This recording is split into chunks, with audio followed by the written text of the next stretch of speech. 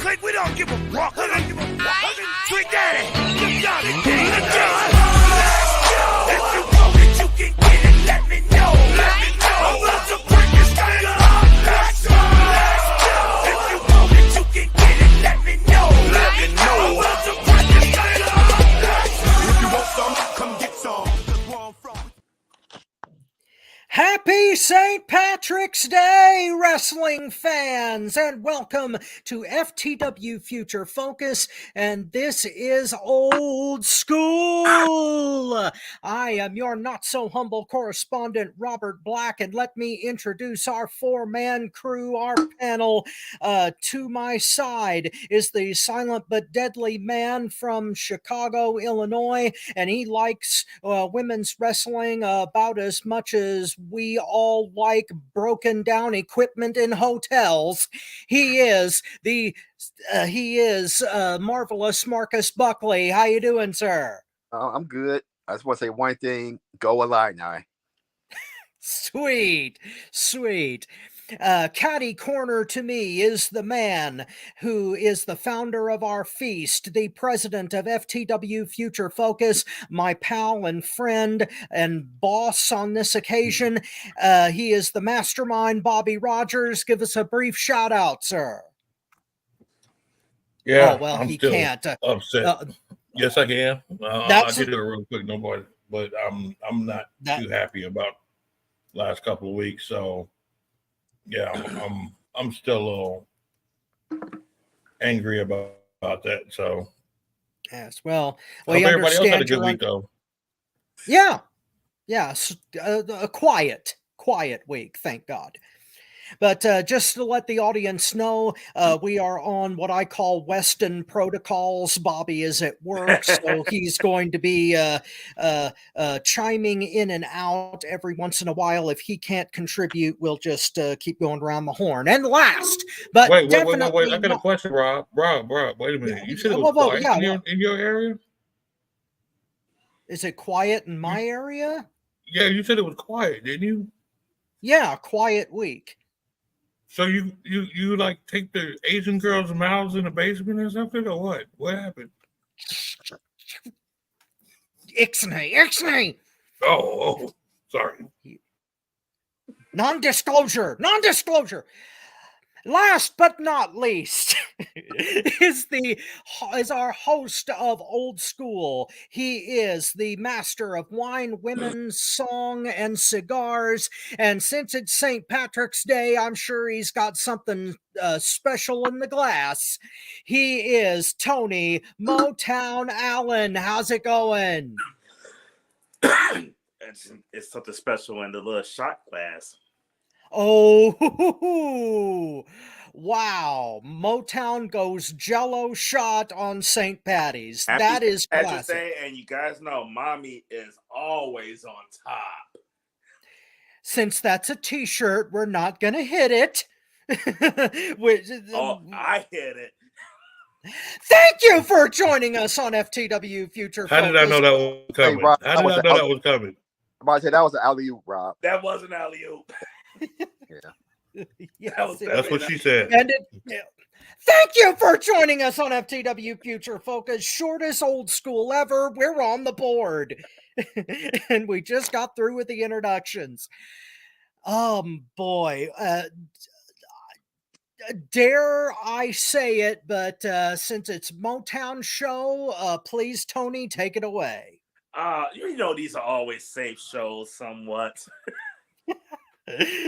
Safe being a relative term. Yes, absolutely. But before we get into the old school, though, we're going to do our You Tapped Out and Moment of the Week. We're going to kick it off with the Moment of the Week.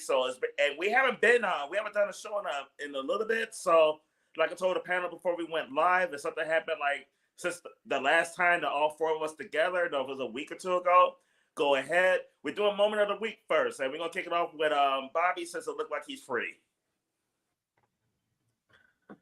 Moment of the week. I'm sorry. I just got to give it to The Rock. That Rock concert was funny as I don't know what. I mean, and then putting John Morant in there, that was hilarious. Yeah. It's The Rock doing the Rock concert.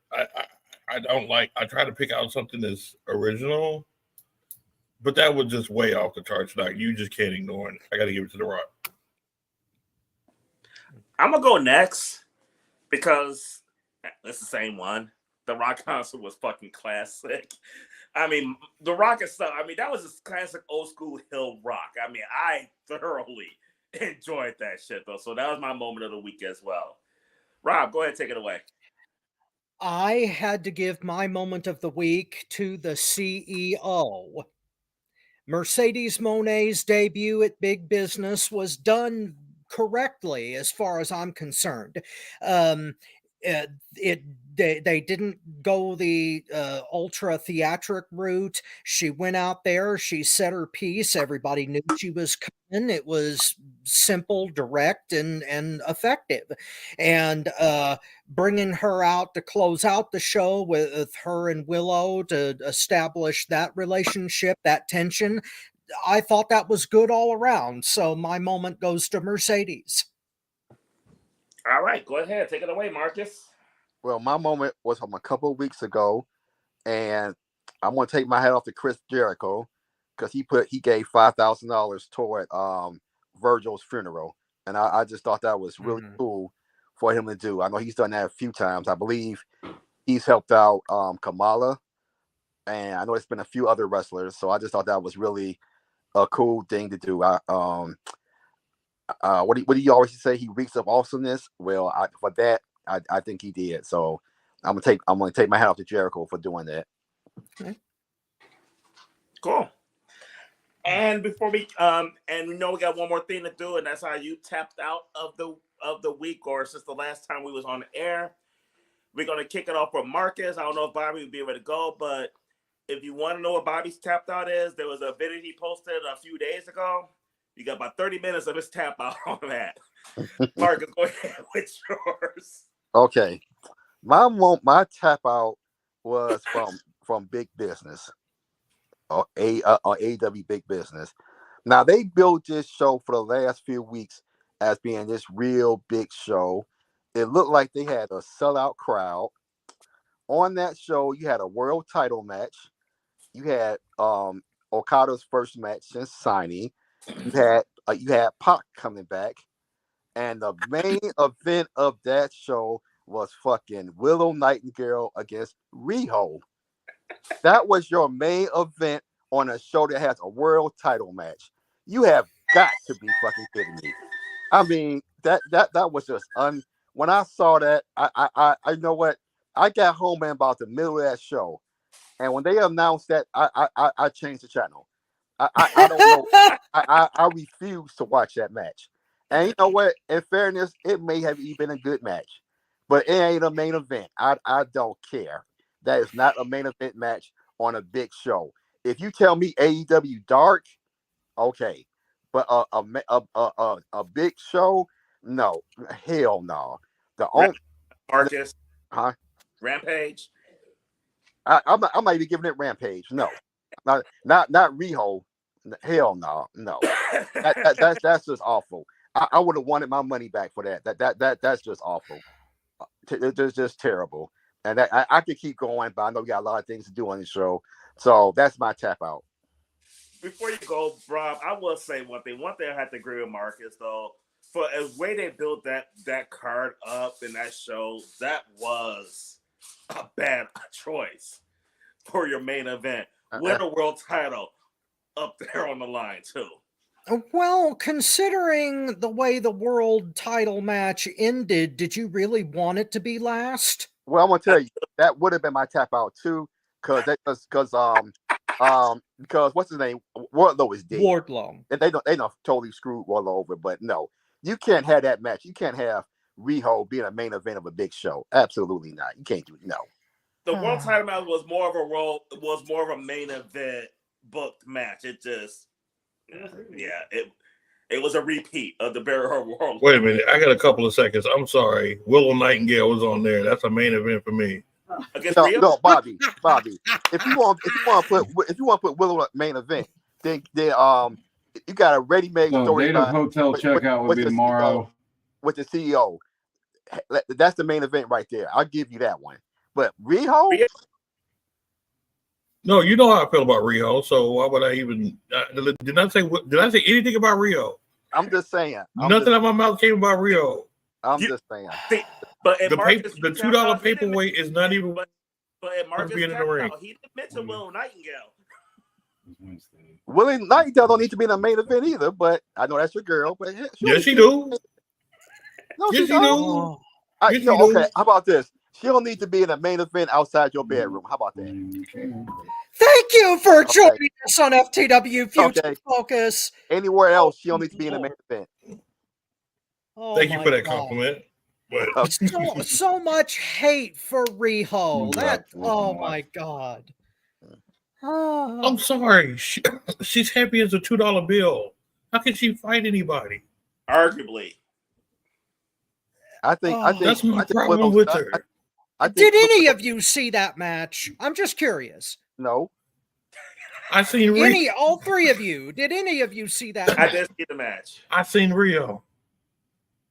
That's all I need to see. No, I actually did watch the match. The match wasn't bad. Unless she has improved her technical aspect of the ring and changed her striking, it's still Rio. So much hate. So much hate. So what's your tapped out, Rob? Tony, you've known me for a long time. I want you to take one good guess what my tap out is. I hope was it on Raw? No, it was in the rumor mill. Oh, Brock. Oh. Yes, Marcus knows me well. The return of the shovel. Oh my God.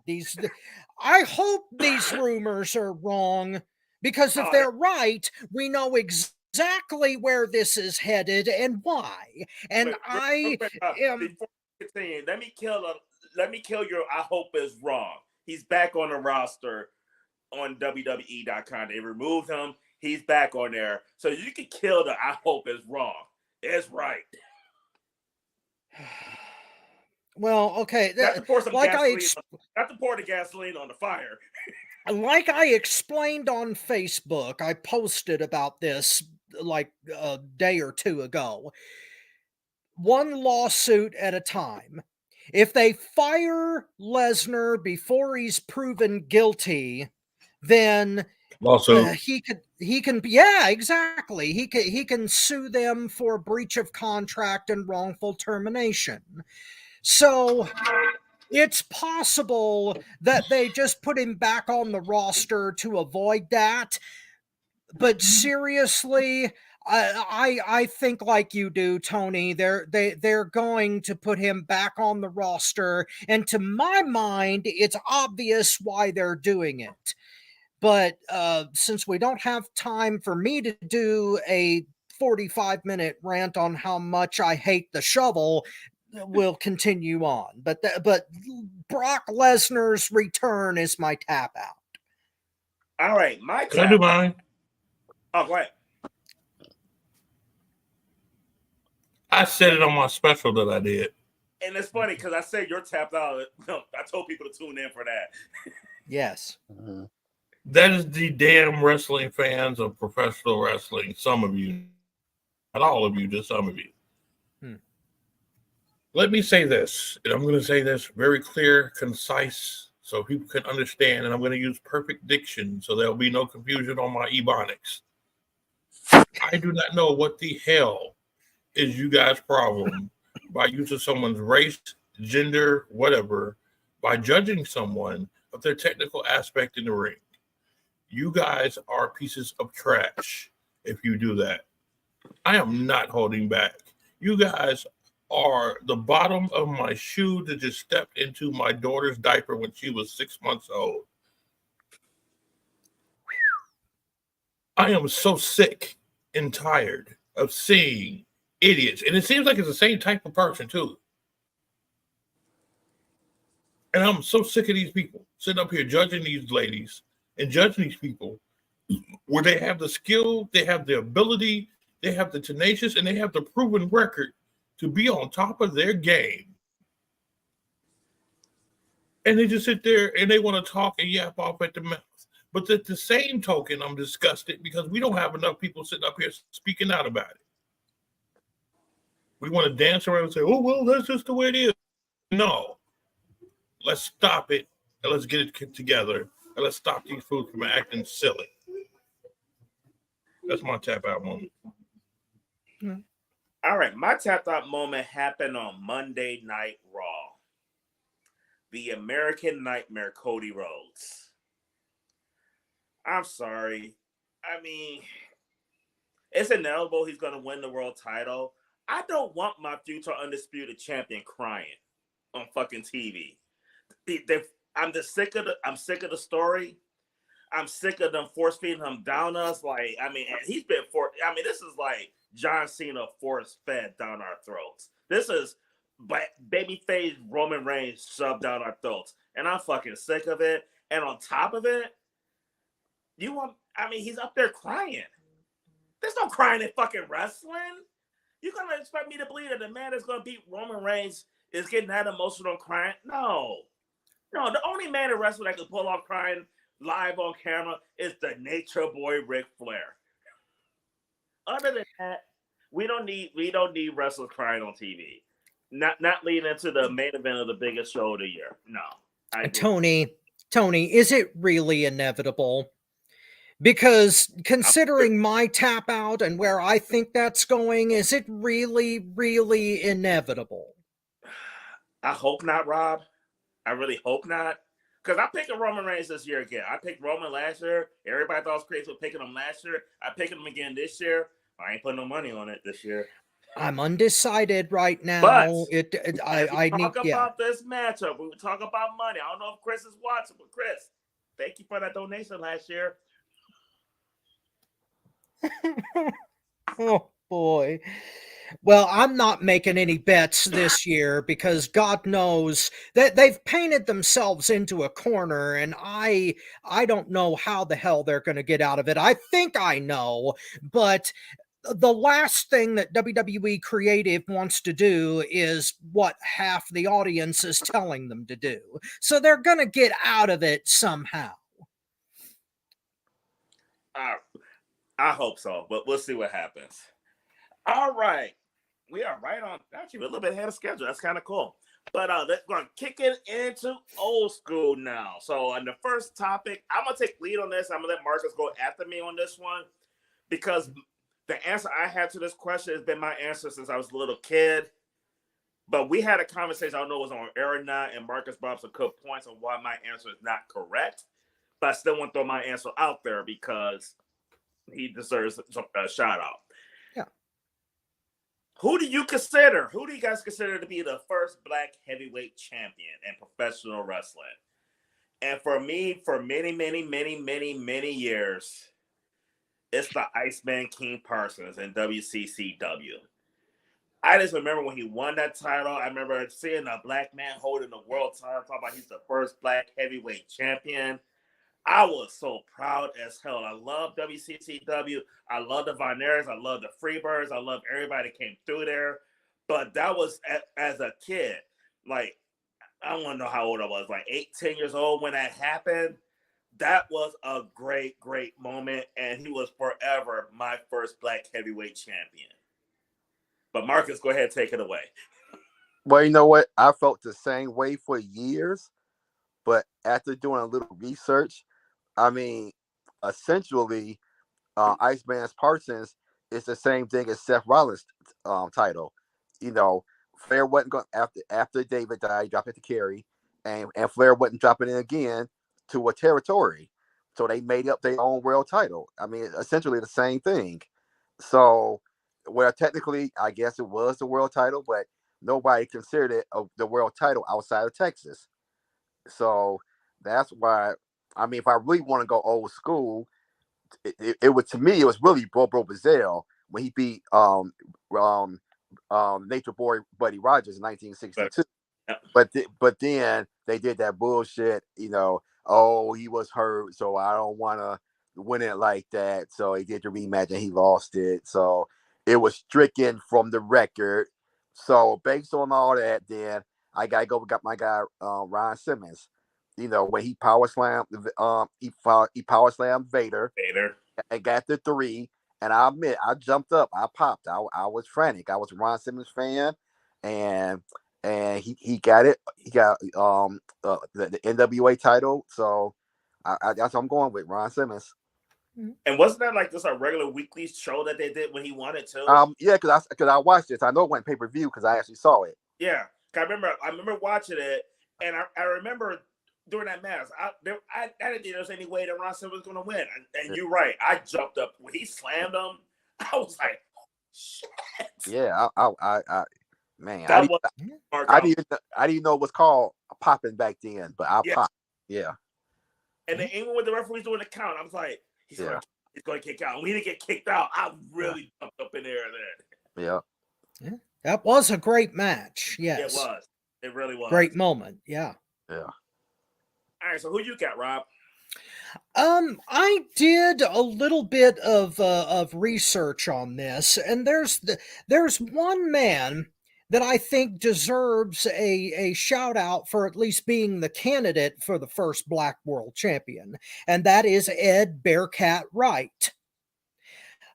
He won a version of the World Heavyweight Championship that was active on the East Coast in Boston against Killer Kowalski in, I believe, the 1950s. It predates Bobo and Buddy Rogers. And looking up Bearcat Wright, I found out that earlier in his career he refused to compete only in segregated promotions. He wanted to compete in integrated promotions, and he got his way and eventually worked his way up to that achievement. So I think that Bearcat Wright deserves a mention, at least. Now, as it concerns both of you guys' candidates, those are legitimate candidates, because it depends on how you define world title. Yeah. And in professional wrestling, we have a hell of a problem when it comes to defining who the world champion is or what qualifies as a world champion even today. So, yeah, so all of these choices are very legitimate, and everybody that we picked is very, very deserving. Bobo is deserving, definitely. That Phantom title switch was garbage. Ron Simmons, Iceman Parsons, and Bearcat Wright, all of those guys are legitimate and talented athletes. So all of the above. Cool. Yep. I don't know, Bobby could go or not. We'll say no. Cool. Yeah, it looks. He's not. Our Pretty. next topic, Rob, get those thank yous ready. Because next up is who was your favorite old school valet? And Rob, we're gonna kick it off safe, so we're kicking it off with you. Okay. I think that our fans and everyone on the panel may be expecting me to say one thing, but I'm really not. I'm going to choose as my favorite valet Francine from ECW. Nice. Okay. Yes. Good pick. Okay.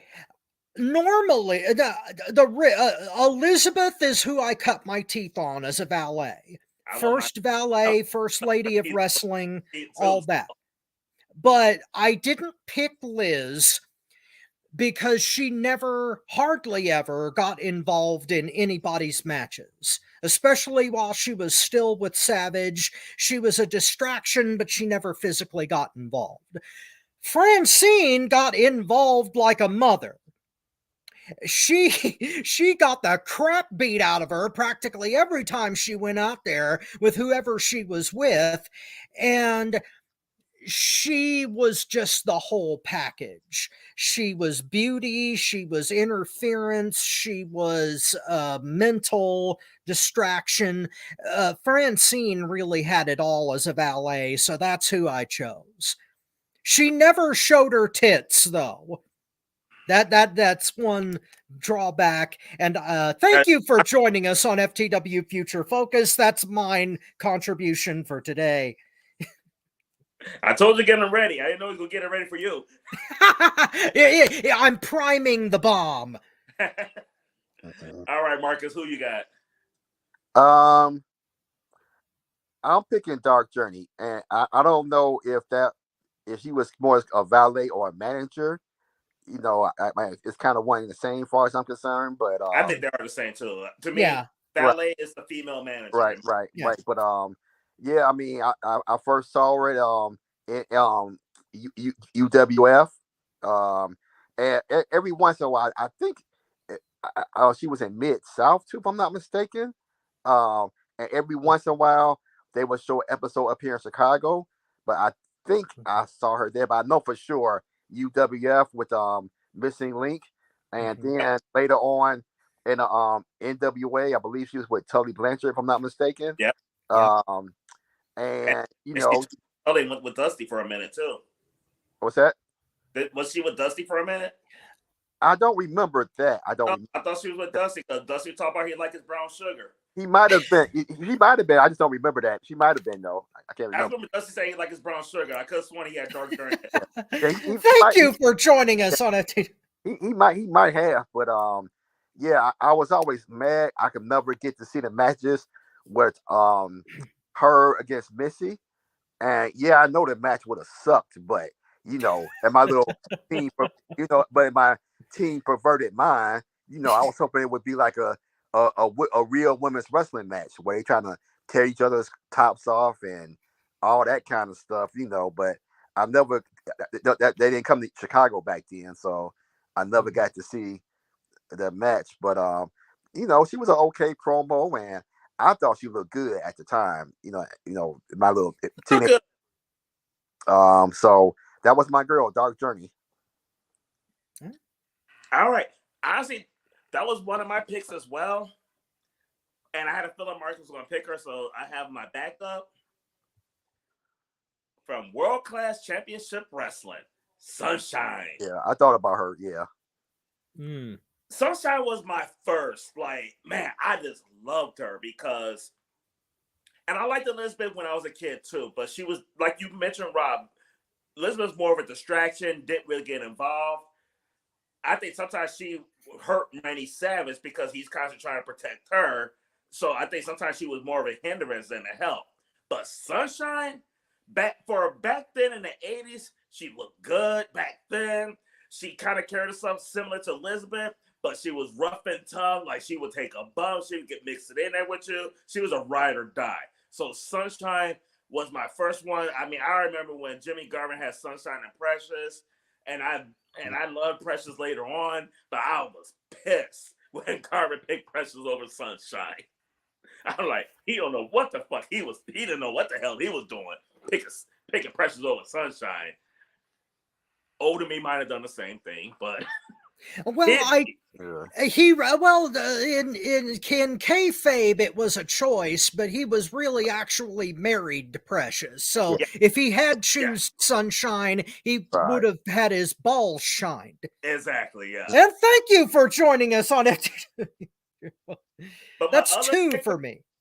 Because my other pick though, because Sunshine was my OG one, and it's a shame what happened to the woman over the years though. But back in the day, in the 90s, when I went from being like a little to like a grown, Sunny.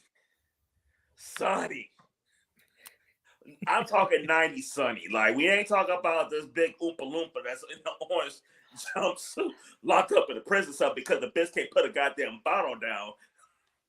Thank you for joining us on FTW Future Focus. Holy crap. I'm talking about, yeah, she was doing some cocaine back then and cheating on Chris Candido, but oh my God, Sunny Days. Bret Hart seen him. Bret Hart seen them sunny days. Good God. He denies it. Yeah, he can deny all he want.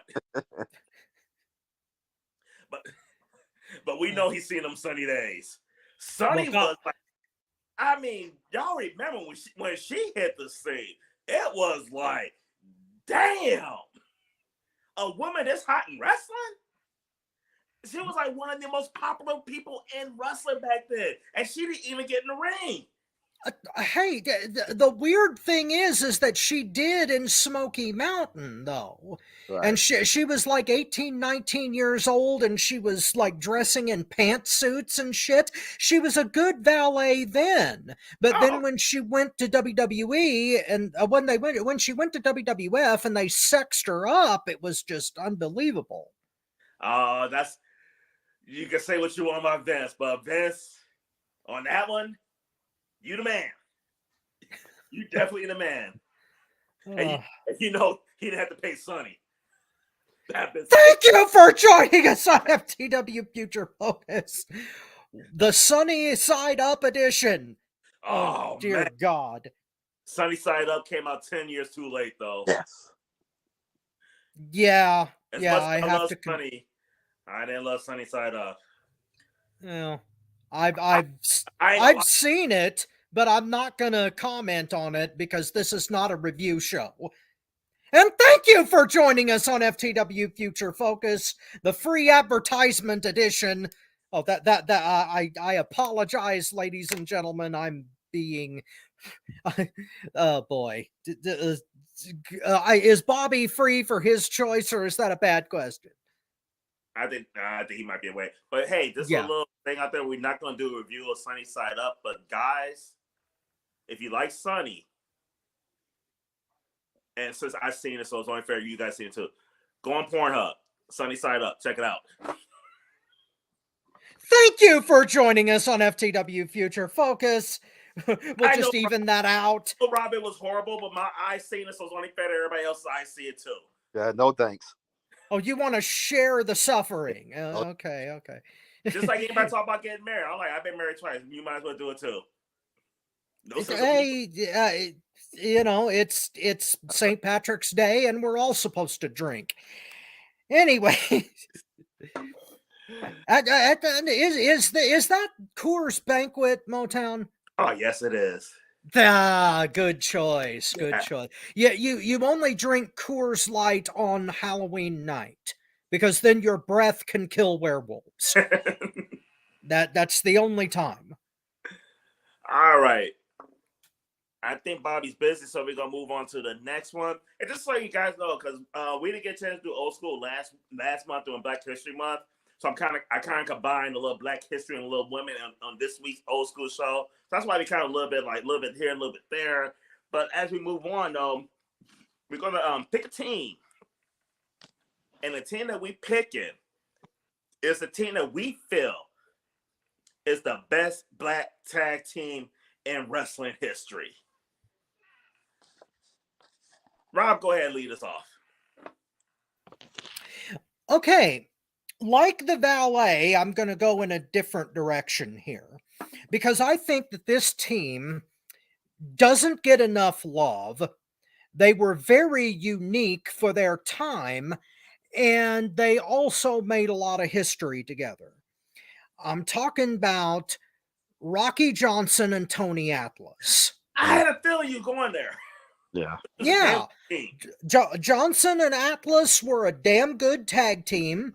They had a fabulous feud with the Samoans, and they seemed to get lost in the shuffle because they were really the transition tag team between the Territories era and the National Expansion era for the WWF. So they kind of get lost in the shuffle as far as great tag teams go. And since they were the first, to my knowledge, Black tag team champions, then I think that Johnson and Atlas deserve a shout out. So I'm going to pick them. All right, cool. Marcus, who you got? I'm going with Doom, Ron Simmons, and Bush Reed.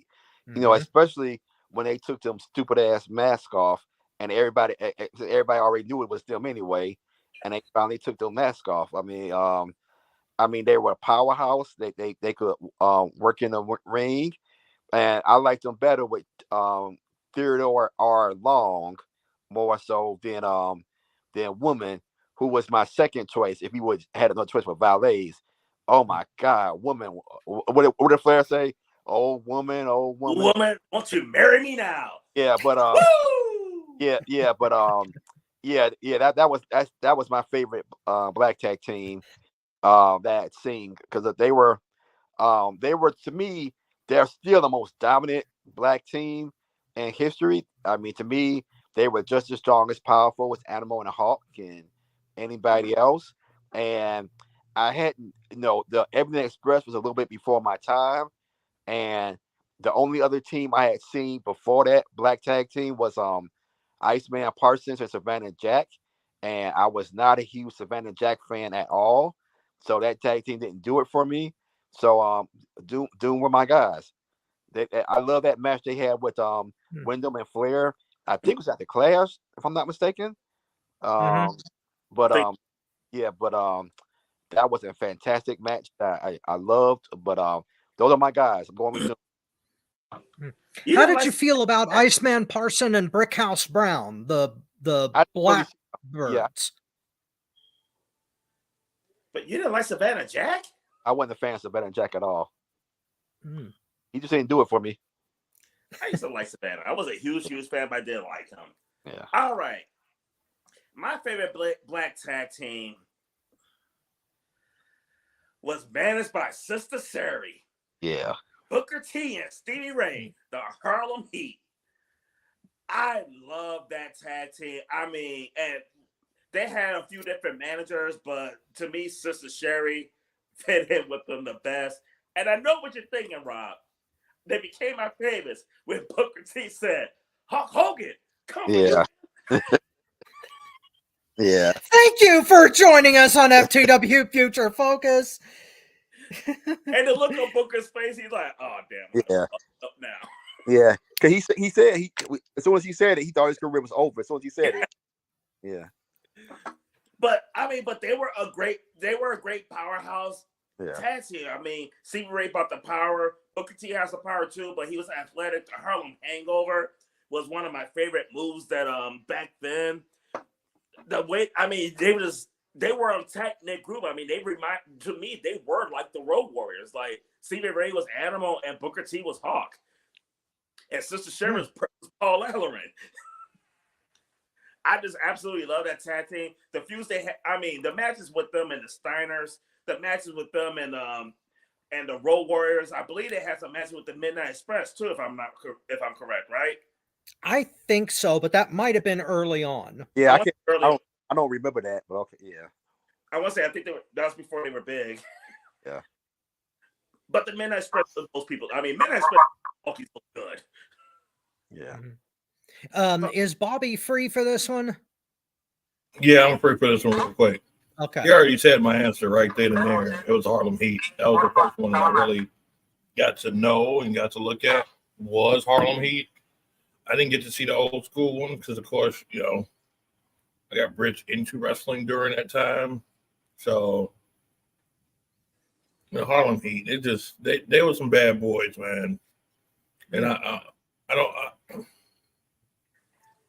didn't understand why they separated them at first, but now I understand. It's just seeing them together was just killer. And did they ever make the Hall of Fame? Yeah. Yeah. Well, I'm slipping on that too. So yeah, Harlem Heat. Booker T's a two-time Hall of Famer, right? Yep. Yes. I thought it was five time.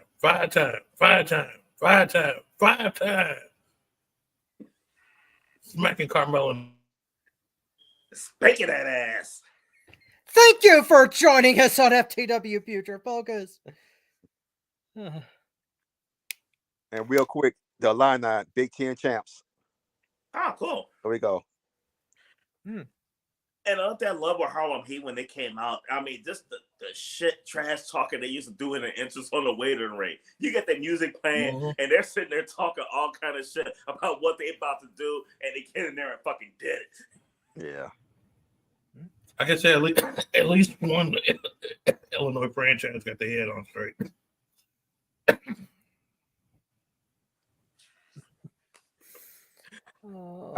don't even want to talk about. Yeah. All right.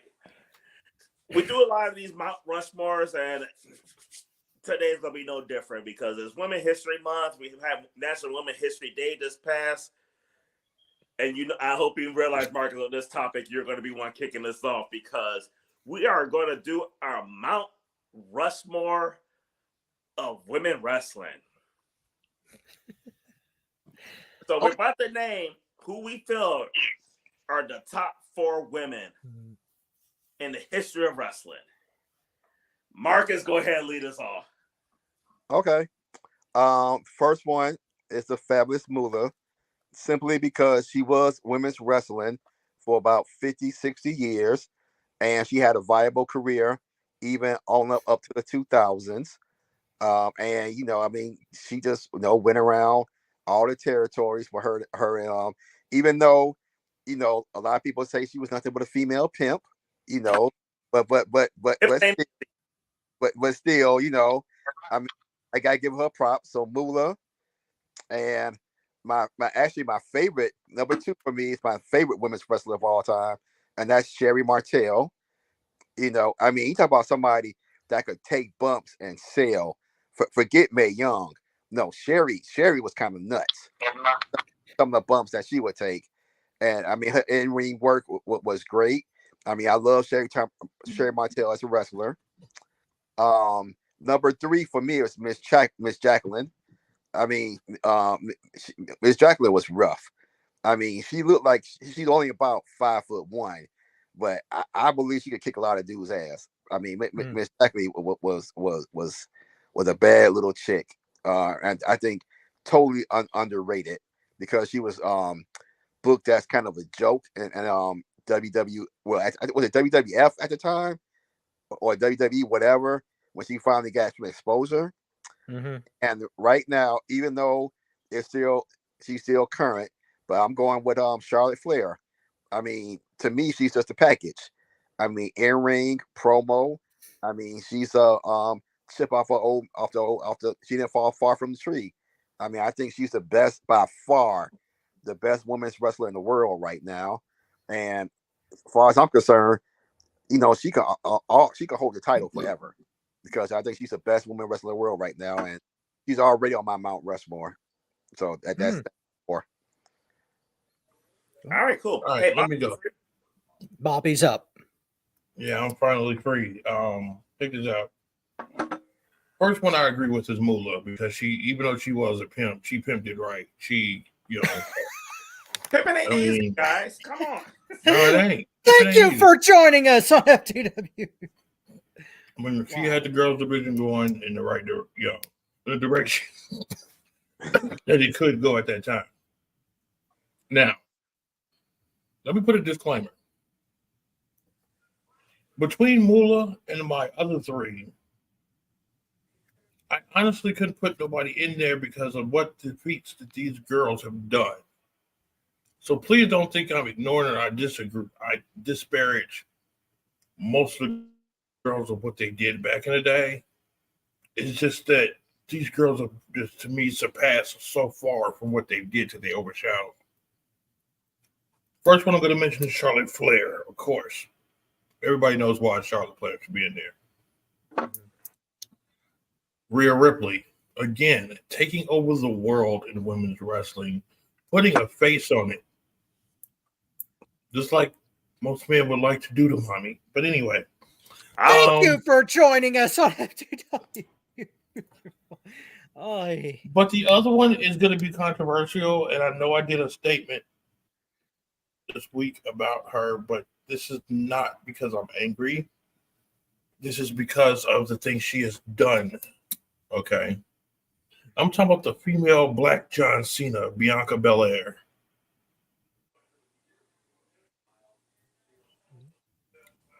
if we put John Cena on the mount and help put Bianca Belair on the same thing because of the things she's done outside of wrestling, along with the things she's done inside of wrestling. She has the technical prowess. She has the mic skills. And she does the things outside of the ring to bring attention to the WWE, just like John Cena. So if we sit here and we can say Cena should be on the Mount Rushmore, Bianca Belair has done the same exact thing, only on the female side. How can we not have Bianca Belair on the Mount Rushmore if she's doing the same thing and following the same trajectory? So, Phyllis Moolah, Pimp recognizes Pimp. Charlotte Flair, daughter of a Pimp, recognizes two pimps right there. Rhea Ripley, the current pimps of all pimps. And Bianca Belair, the good girl to even out the stack. The girl that reaches out to community, does everything she's supposed to do, and is pimping Montez Ford. So, thank you for joining us. He said she does everything supposed to do. Wait, is the bottom? Does she what? He said she does everything she's supposed to do. So does that make her the bottom? Thank you for joining us on FTW Future Focus. Good Lord. I didn't even catch that till later. But that's my Rushmore. Rushmore. Okay. All right, Rob, go ahead with your list. All right. Let's bring it back to the clean world a little bit. No Rio. Is that a challenge, Bob? No, that is not a challenge. Oh my God. And no, Riho is not on my Mount Rushmore. I tried to break it up into eras to be fair to as many of the ladies as possible. My first one is Sensational Sherry. She became the face of women's wrestling in the 80s after Moolah hung it up. And she's a very good representative of what women's pro wrestling could have been before that, because Sherry, I do believe, was not trained by Moolah.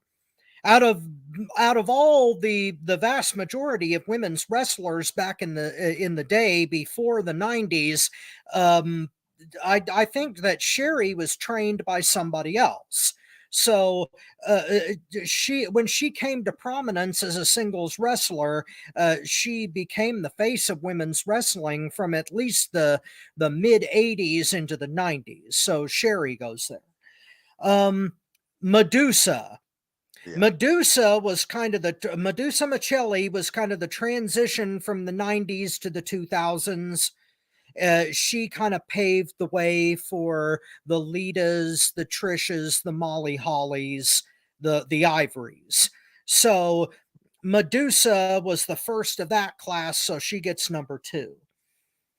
And to your original girl, Tony, Trish Stratus goes on to Mount Rushmore because she dominated the 2000s as far as the main voice of women's wrestling goes. And since she was the one that ushered in the evolution, her, Lita, and that class of ladies right there, Trish gets that nod. For my final entry, Charlotte Flair. Because currently she is the complete package, and once she gets off injury, it's going to be easy. It's going to be wonderful to see how she progresses. And every time she steps in the ring, she has a aura around her that's just fantastic. And there wouldn't have been an evolution without Charlotte Flair and the 4 horsewomen specifically. So that's my 4: Sherry, Medusa, Trish, and Charlotte. All right. This was hard for me because it's really hard to narrow this down to 4. Mm-hmm. I mean, I had to leave Miss Jackie off my list. I had to leave Lita off my list. I had to leave Victoria off my list. I had to leave Awesome Khan off my list. Like, There's some women winning. I had to leave off my list, and that just speaks to like how good women wrestling is. Yeah. Number one on the list Was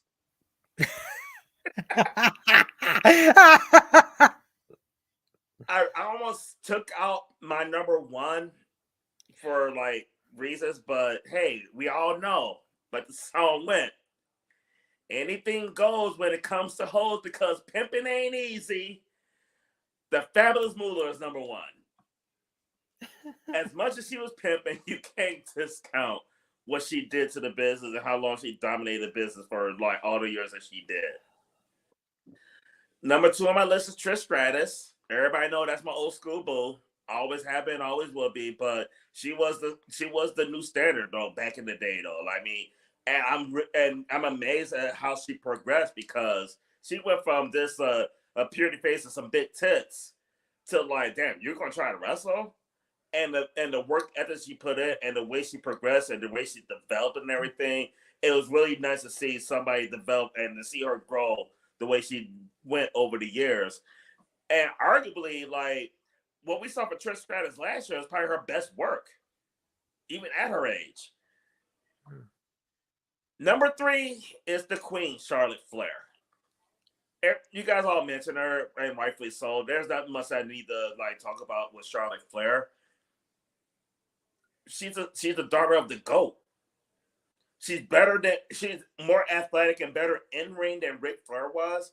If she had the mic skills of Ric Flair, oh my God. Can you imagine she could cut a Ric Flair promo? And 4A, I told you this was hard. So 4A for me is Gail Kim. Gail Kim was one of the pioneers, an incredible wrestler. I mean, she had the longevity. She was the face of the TNA knockout divisions. I mean, like, Gail Kim is one of those underrated, great, phenomenal wrestlers. My 4B is Ivory. wait a goddamn minute. Hold on. Wait a minute. Which one? Ivory or Gail Kim? No, I mean 4-8, 2 4s. Yeah, I got 2 2 4s. 4s. Wait a minute now. Wait, Marcus. The title of the show is Old School with Tony Motown Allen. I do what the fuck I want to do. Ain't this bitch? Okay. I named like 10 women, to be honest with you. I named like 4 or 5 before I even got to my Mount Rushmore. Okay, so are we going back to Tony Math now on these things? Oh, this is definitely Tony Math. Tony Math. Okay. Tony Math Man Allen. Yeah. At first when he said hold up, I'm like, wait a minute, you got a problem with Ivory? I didn't realize it was my map. I mean, all these things, yeah. Like, wait a minute. Damn, how many wrestlers you got? Oh yeah, I named like 10, I think. Like I have 5 on my list. I named 4 or 5 before I even got to my list. Well, to be fair, he said 4A and B, so they're kind of tied. Exactly. Oh, no, Rob. That's 6 fucking wrestlers, okay? Any way you want to look at it. I couldn't decide which one to bump, so I had to put both of them in there. Oh, Because shit. Ivory, I mean, when you look at Ivory, this woman came from Glow. She was, what was her name? Nina Ferrari. Nina Ferrari. Yeah. To see her develop, I mean, I talk about the development of Trish Stratus, but Jesus Christ, this woman went from like and I used to love the gorgeous ladies of wrestling. Mm-hmm. Oh my God, Rob. That was like kitty porn back in the day. It sure was, man. Sally the Farmer's Daughter and man. Wow. Thank you for joining us on FTW Future Focus. But okay, let's talk about Glow for a minute. Okay, yeah, we got plenty of time. Yeah, I mean, is Glow necessarily considered a wrestling promotion, or was it just a show? Because, I mean, Glow didn't really have any titles. Glow just had personalities. I mean, and if you ask Jim Cornette, he would probably kick you in the nuts. Jim Cornette would flay the skin from your body if you said that Glow like was that. Yeah. I mean, and it's never ever going to be called good wrestling. I mean, we watched it. Well, okay, I watched it because, again, this was straight bra and panties, as far as I'm concerned. That's what Glow was. This was of 60 minutes of bra and panties matches. That's Yeah. that. So whatever you categorize as bra and panty matches, that was Glow. Mm. And the thing is, with Glow, it wasn't the best wrestling ever. Not even second, third, or fourth. No. I never missed an episode. Oh, no, absolutely not. The motherfuckers that put Glow on air, fucking geniuses. Yeah. Well, see, I didn't get to see very much of Glow back in the day. I think I maybe saw 2 episodes of it, but you knew what it was, and you knew that they were. It was basically the Mad TV of pro wrestling. I mean, here's the nice thing with Glow though, because once you hit the Sunny era, where like you had Sunny, you had Sable, like you start having these hotter women in wrestling. Glow wouldn't have survived in that era. The era it was in when we didn't have those women. Like, Right. we had like good looking women, but they weren't like Sunny. Oh no! Wait. Okay. In between the eras of serious women's wrestling and farce, we had stuff like LPWA. We had stuff like Shimmer. We had people who were trying and they brought in the Joshis. They were trying to do women's wrestling justice, but it took a long time for American audiences to take women's wrestling seriously. That was definitely a niche audience. And what I loved about Glow was it was very transparent for what it was. They didn't try to pretend like this was anything serious at all. I mean, it was, they had the corny, and we talk about corny skits. Oh my God. I mean, it's very very corny. And I mean, it was just nothing but entertainment. That's all it was. And remember, Martin Fiji, who was a nemesis? I forgot what's her name. I can't remember her name. Welfare Queen. That was a legitimate character on that show. I remember Russian. Okay. I remember I watched the half-ass attempt at Netflix to make a movie. Oh, yeah, I didn't watch. Yeah. Oh God. Yeah, that was actually fairly decent. Was it? I wasn't watching. Yeah, I mean, at least 90% of it was full of shit and didn't happen the way they said it did. They tried to make it into this like dramatic girl power thing. But I can't. They tried to concenter that show around the 2 women who played the American and Russian caricatures, and that was one of the highlights of the show. That was one of the best parts of the show. All right, real quick in chat, Nicole says, and I don't know, I became from Glow. The skits were funny. It was Saturday Night Live soap opera with wrestling. I don't quite remember, Nicole. I don't quite remember it being that way, but okay. It kind of was. But she's got a point. I don't quite. I guess I was too busy watching the wrestling, maybe. God. Maybe that's why. They had the little stuff that they were doing and everything. I mean, yeah, but those skits was corny as hell. I'm sorry, they were corny as hell. Oh, they were. They were. Yeah. I wouldn't exactly. Nicole's got a point, but I thought it was more Mad TV than SNL because it wasn't structured like Saturday Night Live. It was structured more like like you can't do that on television. You remember that show? Oh, it was a Canadian show that got popular on Nickelodeon, but it was basically a series of skits connected together through wrestling, and they were all just corny, half-ass vaudevillian kind of stuff, slapstick, and that wasn't SNL back in the day. SNL was not as random, at least not in the later years. But Nicole does have a point. But goddamn, you remember they actually tried to have choreographed dance routines. I mean, come on. Yeah. I mean, oh my God. You thought the Nitro growth was bad. Oh my God. Oh, I never said Nitro Girls were bad now. Talk about But Page. Nicole also said, hey, don't knock the Netflix show. It introduced a lot of people to Glow that would have never heard of it. And don't confuse it with dumb stuff like Wrestlelicious, which I need to Google that. Yeah, really. Mad TV is a better comparison. Oh, well, Wrestlelicious was Jimmy Hart's thing. Nobody would ever like confuse the two, but okay. And also says, Rob, she also said, I think you're thinking of the Kids in the Hall, and that show was crazy. Okay, the Kids in the Hall is, it's kind of like that. Yeah, it's kind of a mixture of Mad TV and Kids in the Hall with a little bit of Mr. Show with Bob and David put in there.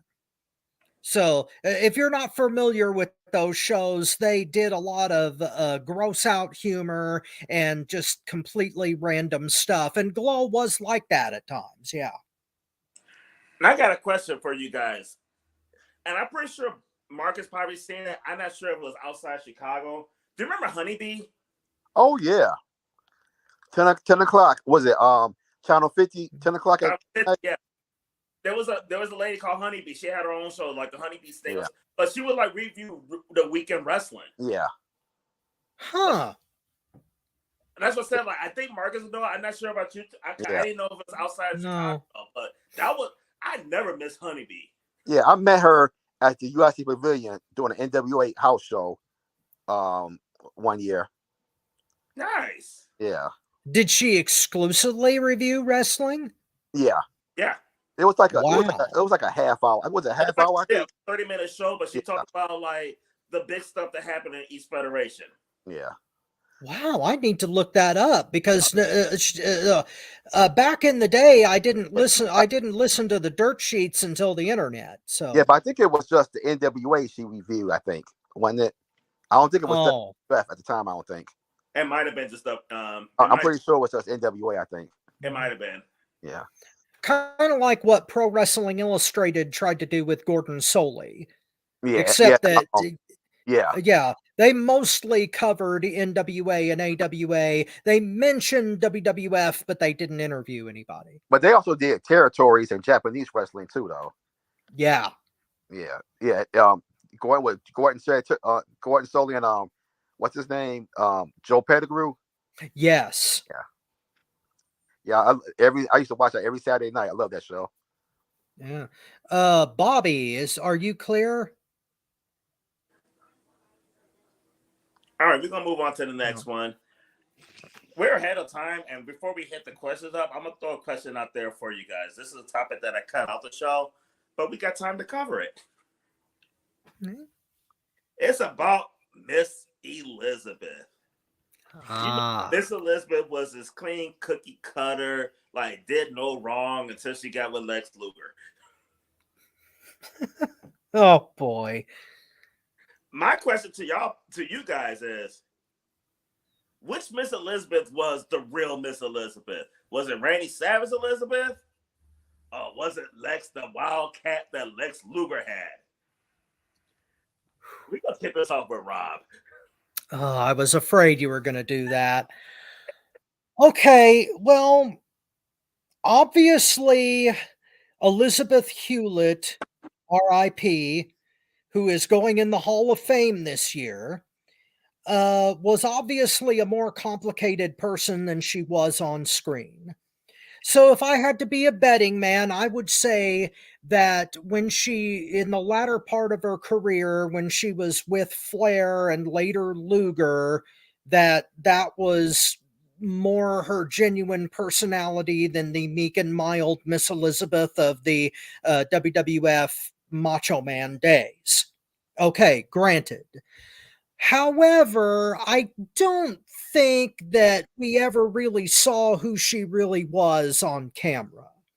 I'm sure that she was a mixture of both, especially before she got into the wrestling business, before she met Randy Savage. I'm sure that she was more of the conventional Kentucky girl that she grew out of later on in life. Because during Jake Roberts' documentary, when he was no, during Dark Side of the Ring, when Savage was talking about, when Jake Roberts was talking about Savage and Liz, and the incident with the snake bite, he was talking about how Savage was not allowed back in Liz's parents' house because they legitimately thought that Jake had beaten her and all of that sort of thing, and he had to like defend her honor before he could get her parents' thing trust back.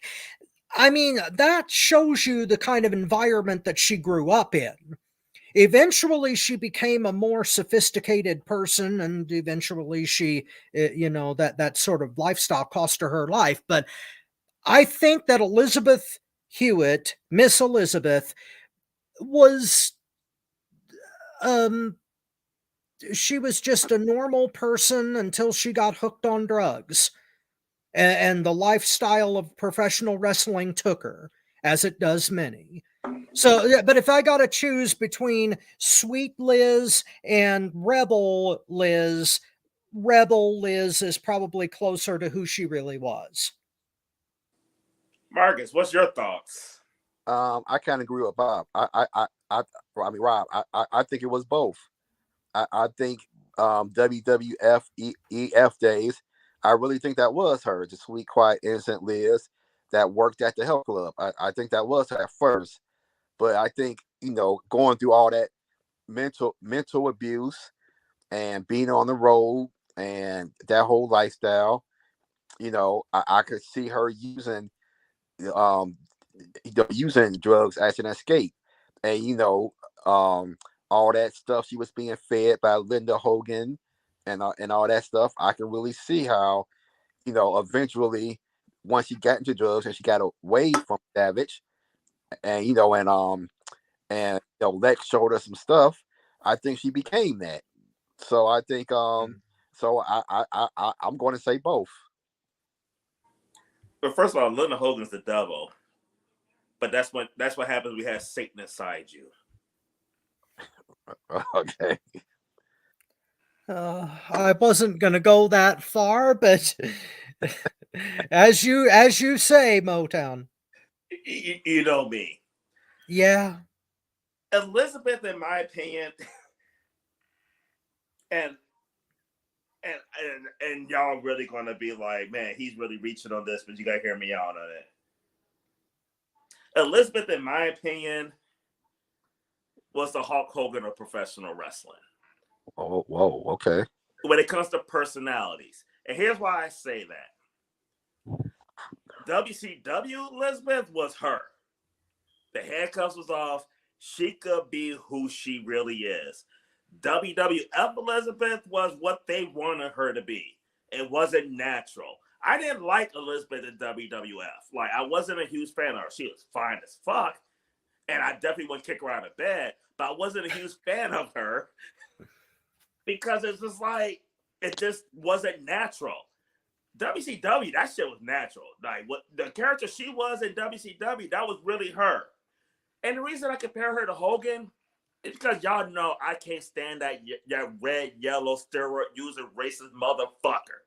Fucking his woman, his best friend's wife, sleeping with women that look like his daughter. Fuck you, Hulk Hogan. But well, to be fair, Bubba the Love Sponge arranged that, so it wasn't like he was abusing anyone. He did, but my version sounds better for the theoretics. Okay. Thank you for joining us on FTW Future Focus. What you got us around 18? Yes. 18? Yes. As much as I hate Hulk Hogan, and y'all know I hate Hulk Hogan, I liked Hollywood.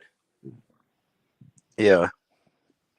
And the reason I liked Hollywood is because for the first time in that motherfucker's career, he was him.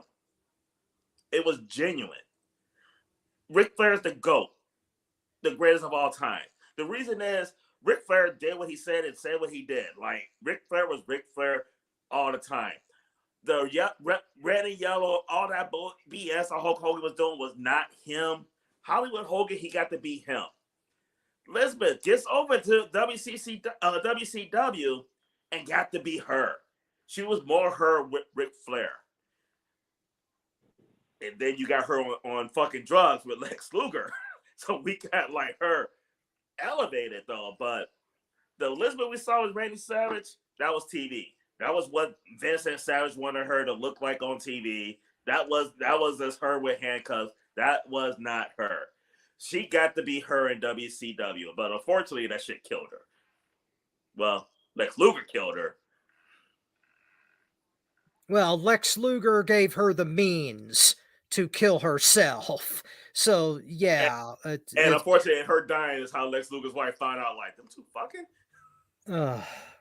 Well, okay, we're talking about. Can you imagine being Lex Luger's wife? You don't know anything going on with them, and then you see that shit on the news. Yeah, that's fucked up. It truly is. It is hard. Piece all in one swoop. And damn near lost his freedom, but by God, yeah. Well, I mean, we're talking about some irresponsible people in an irresponsible era, and as tragic as it is, as Bobby says, we gotta call it out for what it is. Elizabeth got involved with some stuff she couldn't handle, and Luger, for better or worse, enabled her. As sad as that is, and Lex Luger paid a price for that too later on down the road. It's very sad, very tragic, but it's stuff that we unfortunately are used to hearing in the wrestling world. Yeah, unfortunately. Yeah. All right. Let's get into our. Okay, I'm not sure, because we got a few people in chat, we got people watching and everything. I'm not sure if you've seen previous old school shows, but I'd like to do what was better. Mm-hmm. The panel doesn't. Only person that knows these questions I'm about to answer me because they're my fucking questions. Yeah. But there's gonna be some fun questions and everything, and it's kind of nice. Hey, we're gonna kick this off with Marcus. Okay. Only because you're more of a basketball fan than Rob. Okay. Who was the better NBA wrestler? The mailman Karl Malone or the worm Dennis Rodman? Oh, God. Can I say C, none of the above? Oh, my God. One had to be better than the other. Oh, I'm going to say Malone because Rodman was terrible. I mean, I actually went to my cousin's house and watched both shows. We paid the money and watched it. I gave into the hype, and oh man, Rodman was just deplorable as a wrestler. So by default, I'll say mailman. Okay, Rob, what do you think? Rob, what do you think?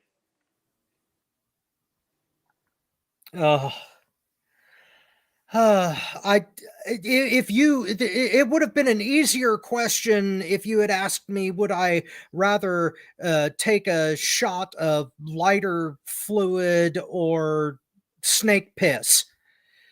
God. Yeah. I will have to agree with Marcus since since Malone was the baby face in the match.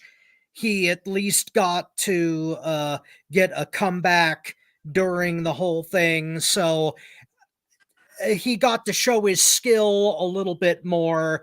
So I have to give it to Malone just by default, because my God, oh, wow, that's asking a lot of me. I know how much you love when basketball players get involved in wrestling. Oh. My pick is the worm Dennis Rodman, and here's why. I hate Karl Malone and I love Dennis Rodman. And that is the only reason this question is here. You wanted to crap on Malone. That's why you asked Karl this. Malone was a bitch. He was a bitch. He was a bitch in wrestling on the court. The only thing that pissed me off about this, I was Rodman was with DDP, and I was that bitch ass Malone was with that bitch ass Hogan, so I could have really enjoyed this shit. Oh. Fuck Karl Malone and fuck you, Hulk Hogan. Oh. So now let's go back to some nicer stuff. Please. Let's go to Hugh Hefner. Y'all remember back in the day, our favorite valets were in Playboy. Who was better in Playboy, China or Sable?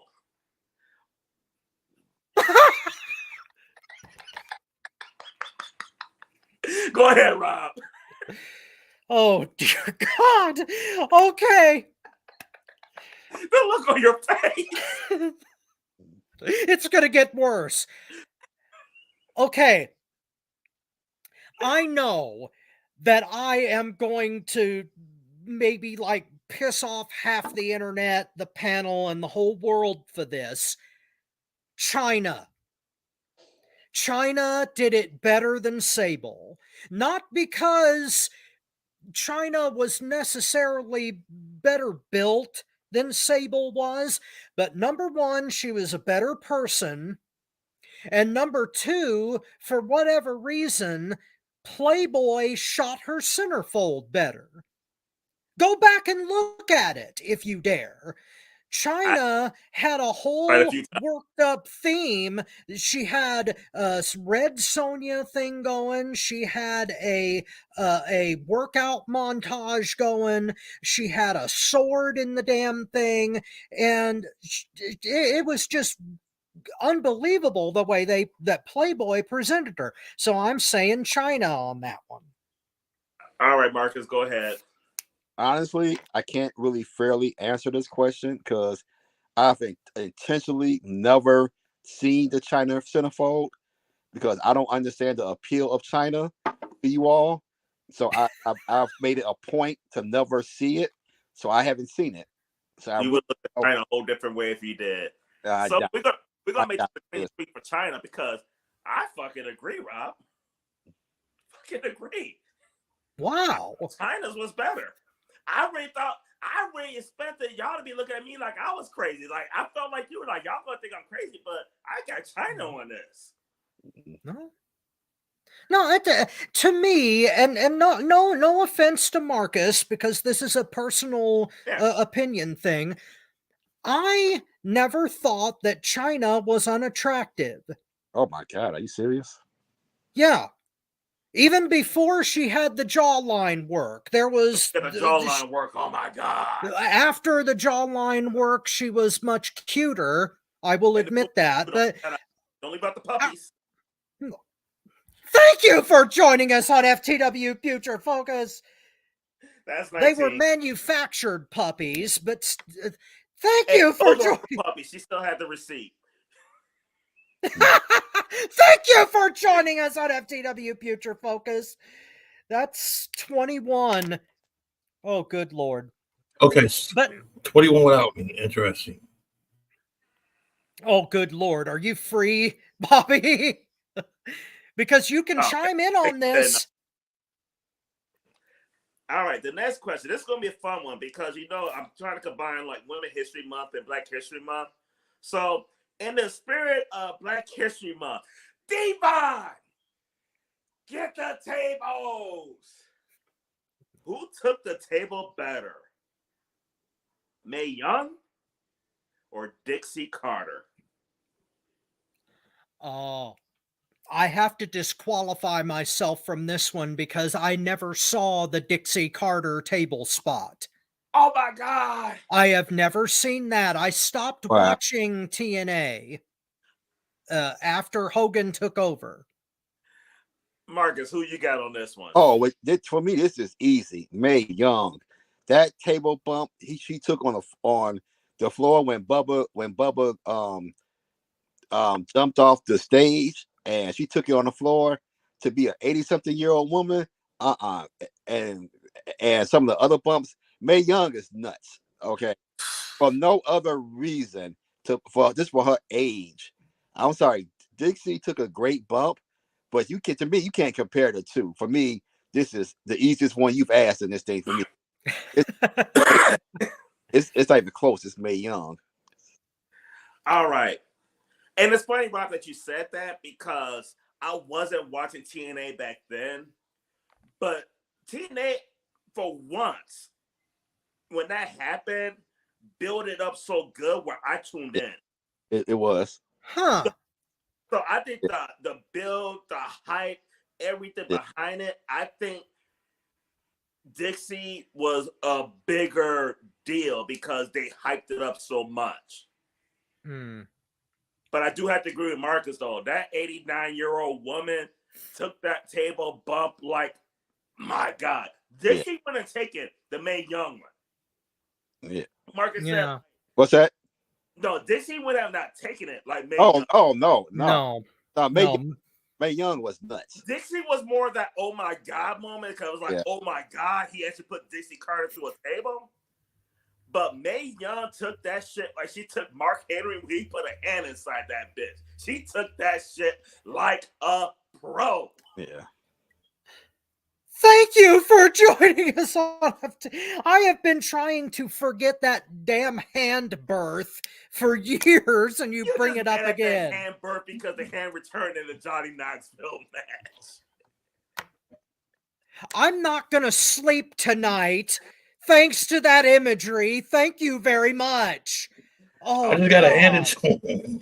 Mae Young at 89 years old loves some sexual chocolate.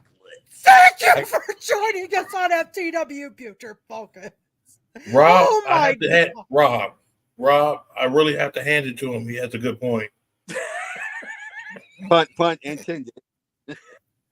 And thank you for joining us on FTW Future. Oh my God. Oh, hey, I'm in hell. But check this out. At least he didn't give you the finger. I'm not even going to dignify that one. No. You can't dignify the finger. You got to put the whole hand in there. Oh, thank you for joining us on FTW Future Focus. Oh my God. All right, this is going to be He has the whole world in it. He has the whole world in his hands. Thank you for joining us on FTW Future Focus. I resign. Oh my God.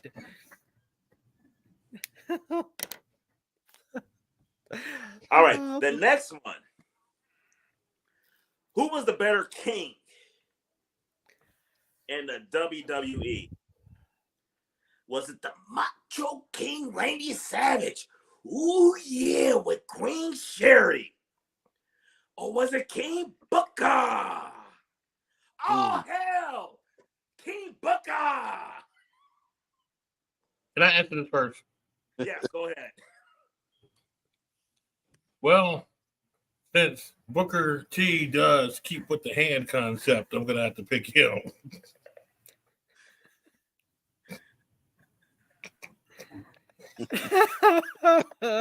Oh God. Oh man. No. You've worn out the hand. No, Mae That's Young what she won. said. Rob, Thank you for joining us on You did it. That's two alley-oops, Rob. That's two. Oh, man. Oh, good God. I can't defend anymore. Yeah. This is a full court press. Oh, shit.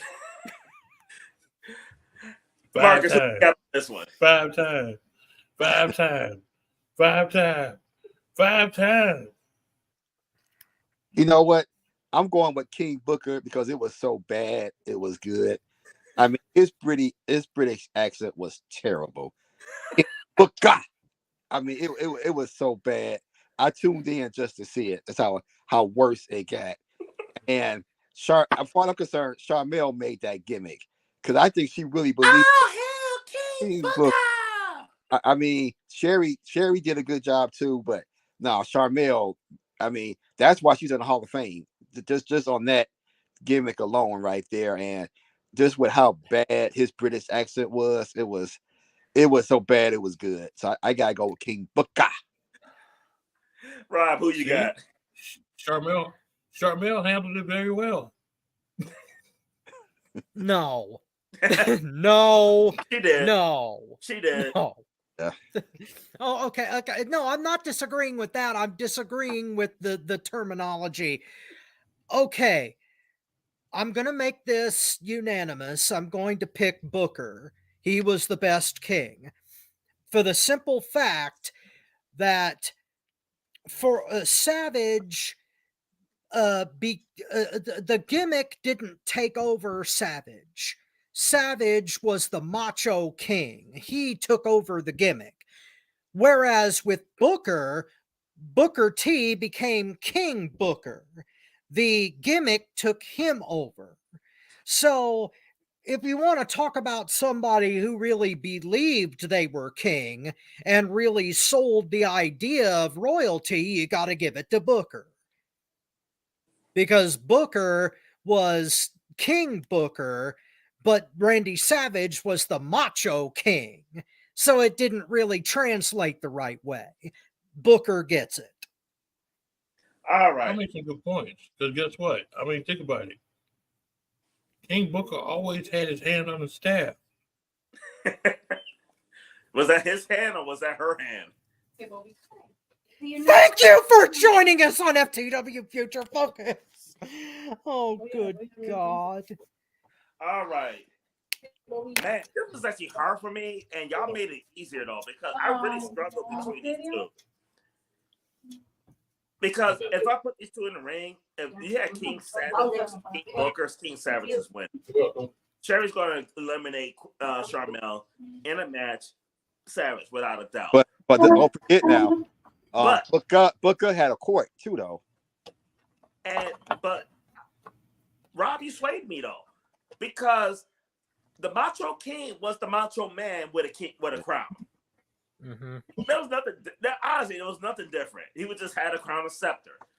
King Booker became King Booker. He was a completely different person. Mm-hmm. I gotta give it to him though, because not even with these guys, but all the kings that you looked at, nobody's really like transformed and took something shitty Mm-hmm. and made it work. Like King Booker, that was his yellow polka dots. And he ran with that shit and made it work and got over, and he went on to do great things after that. It's unanimous, guys.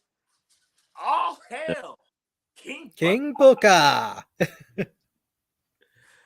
All right, so we're going to go to the dark here.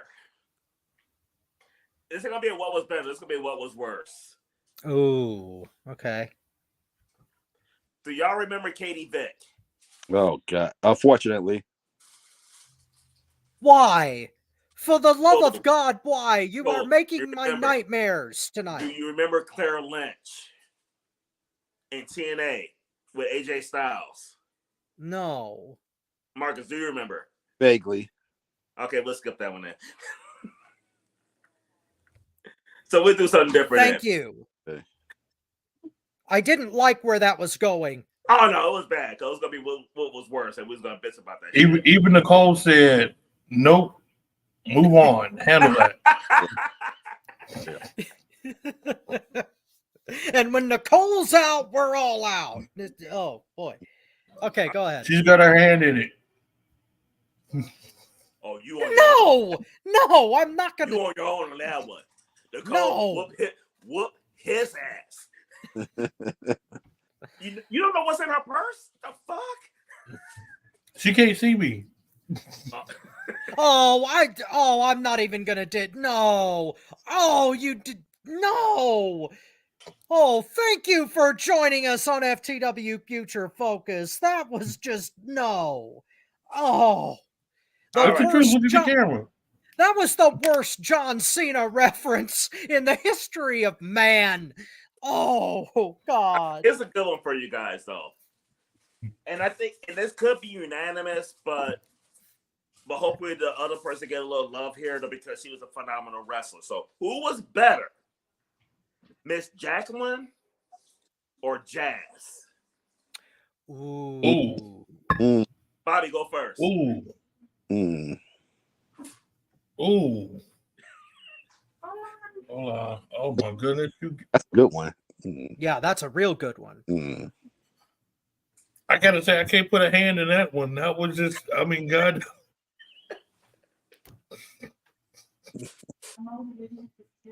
I can't finger one out of any of them. I mean, they just.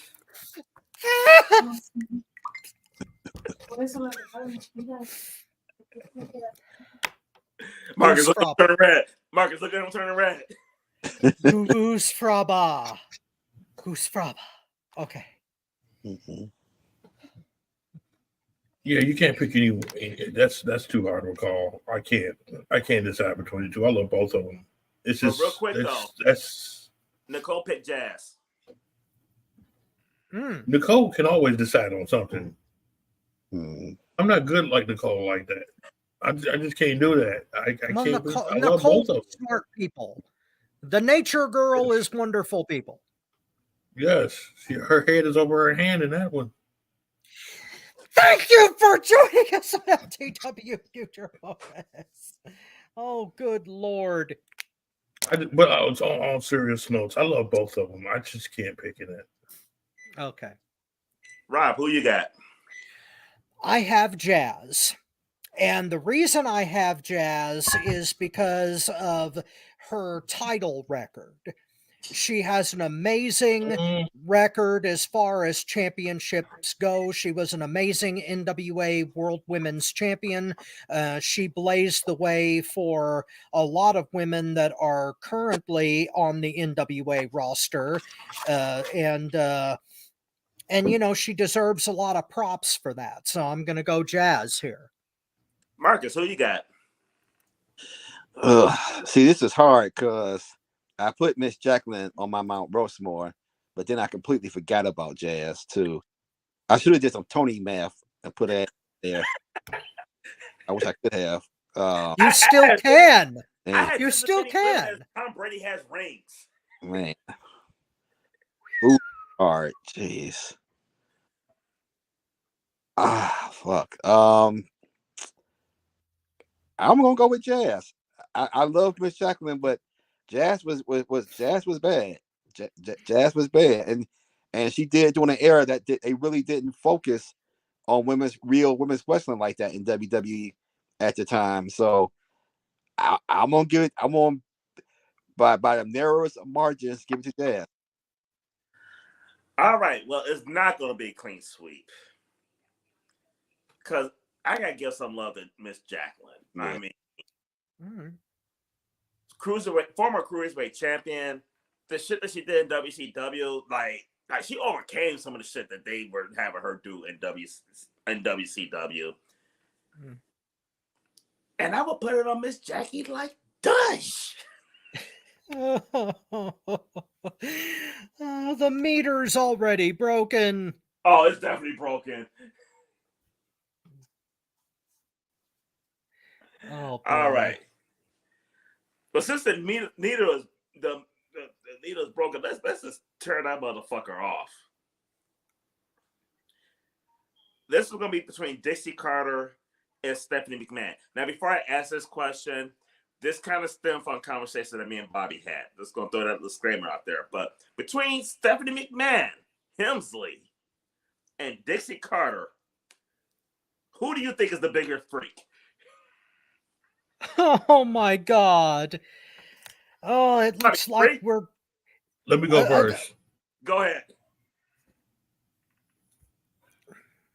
ahead. Honestly, you got to hand it to her. It's Stephanie McMahon. Thank you for joining us on FTW. Think about what she said on Howard Stern alone. Howard Stern. Yeah.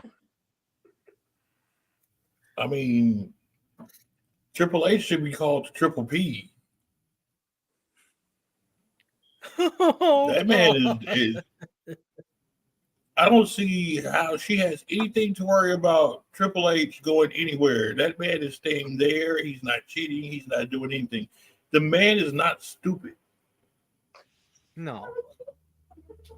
The man is smart.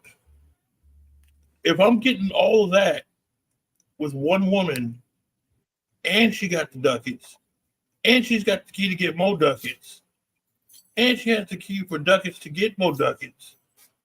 Along with that side of her, you have the ultimate package. Where are you going? What are you doing? There is nothing out there for me. I am a one-woman man, but I'm really a one-woman man. You can't even get me to look at TV and say somebody else is cute.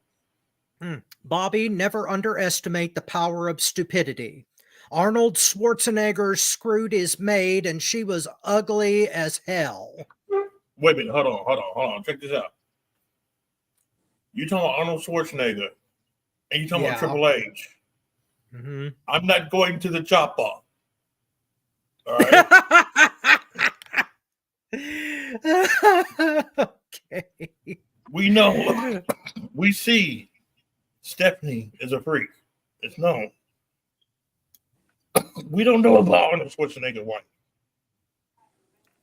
Arnold Schwarzenegger wife could think missionary is a deluxe position. Well, Maria Shriver is a Kennedy by marriage, so you still have Don't mean nothing. Don't mean nothing. Okay, I'm just saying. Just because the forefathers had it going, don't mean that she do. It could have dried up on her. Thank you for joining us on FTW Future Focus. And I didn't mean that as a pun. I mean, I'm being dead serious.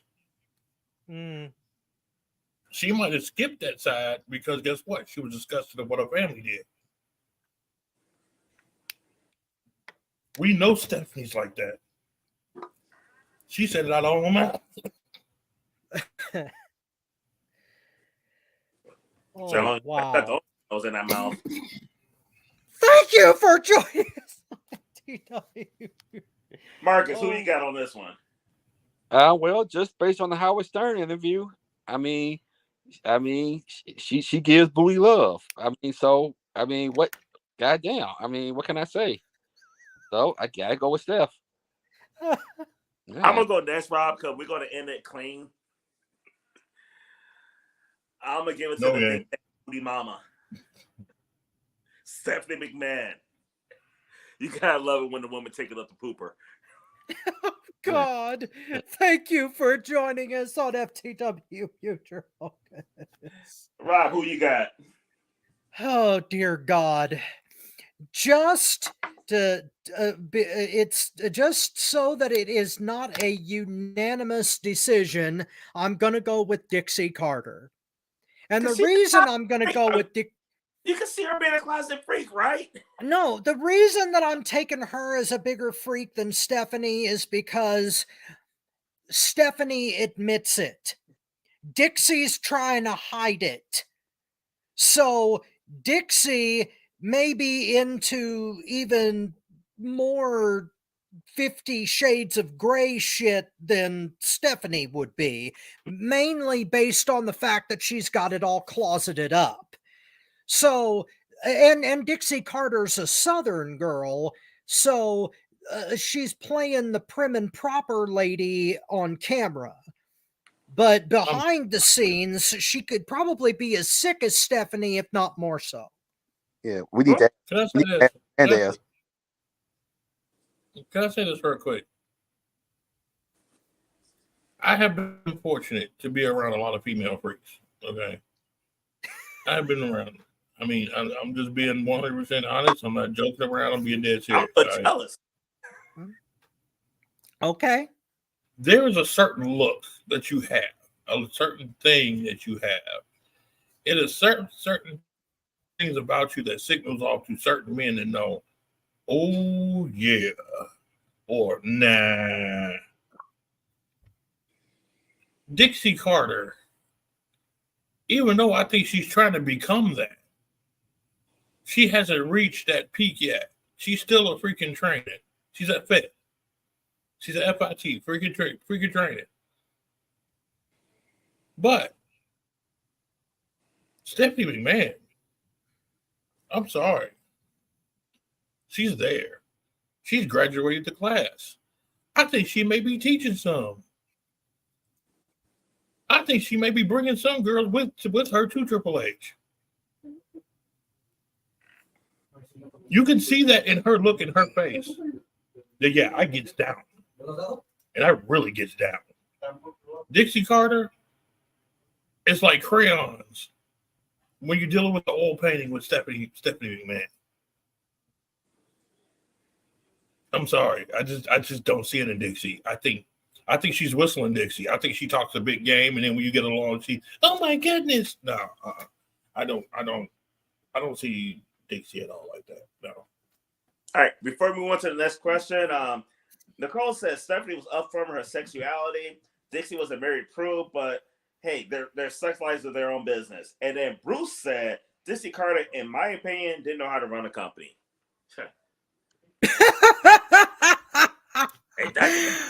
Well, that wasn't the subject, but okay. It wasn't the that's subject, true. It was an accurate statement, though. So Yeah. That's an accurate statement. Hold on. If she can't run a company, how can she run a bedroom? Facts. Just I saying. really didn't think about it that way. Just I saying. think they could run a train on her. Thank you for joining us on FTW Future Focus. Oh But my God. again, think about that. I mean, you could just be a lump and have that done. You know what I'm saying? Hey, as long as you're the first one in, you're good.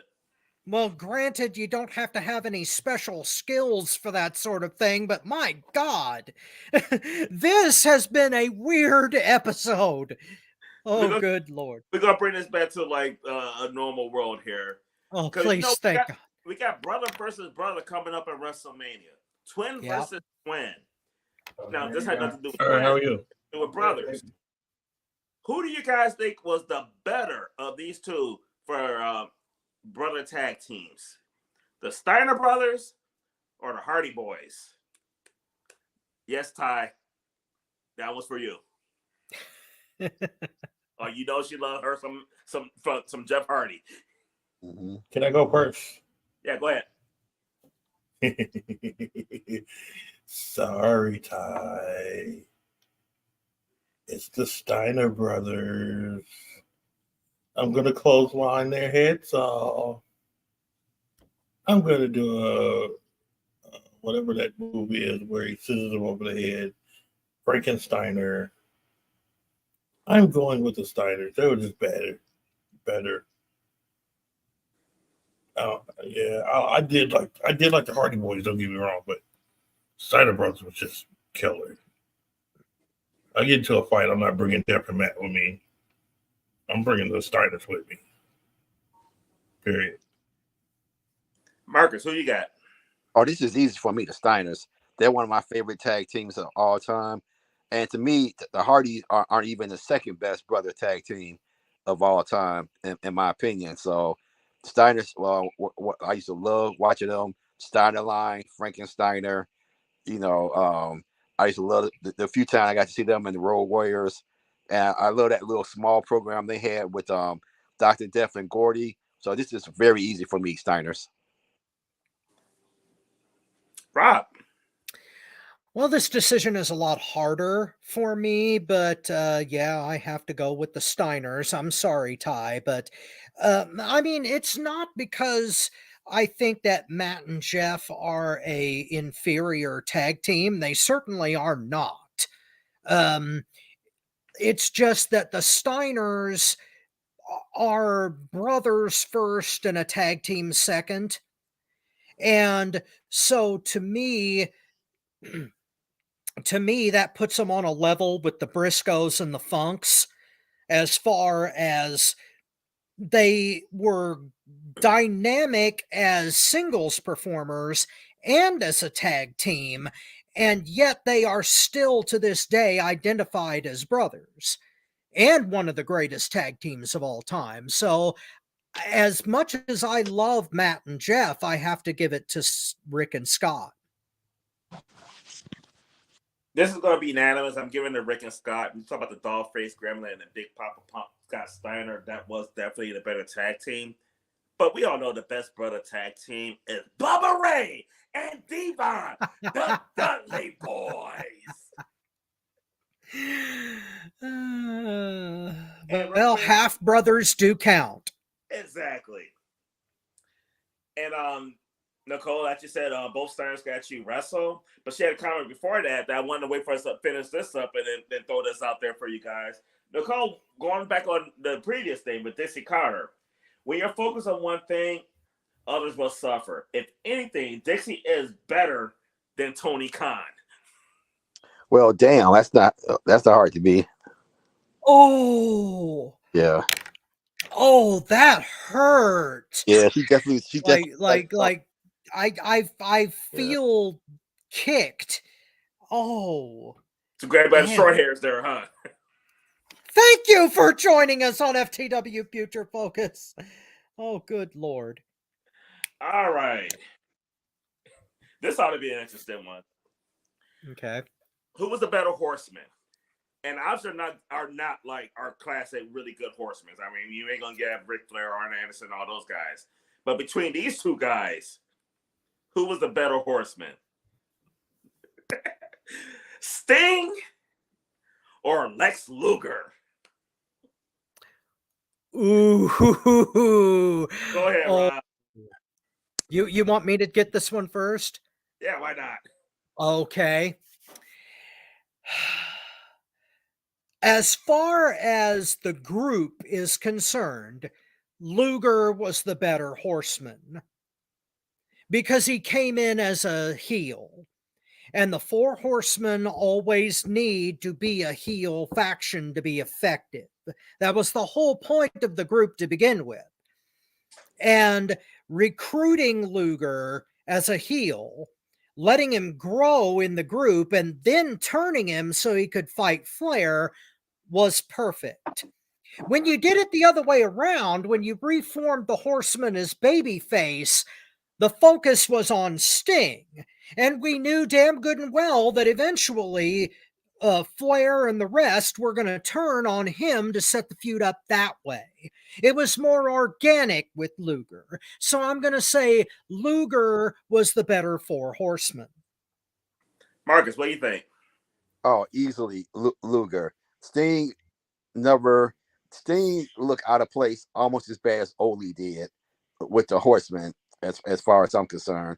I mean, like Rob said, for Horsemen were not good as baby faces at all. You know, Luger is a natural heel.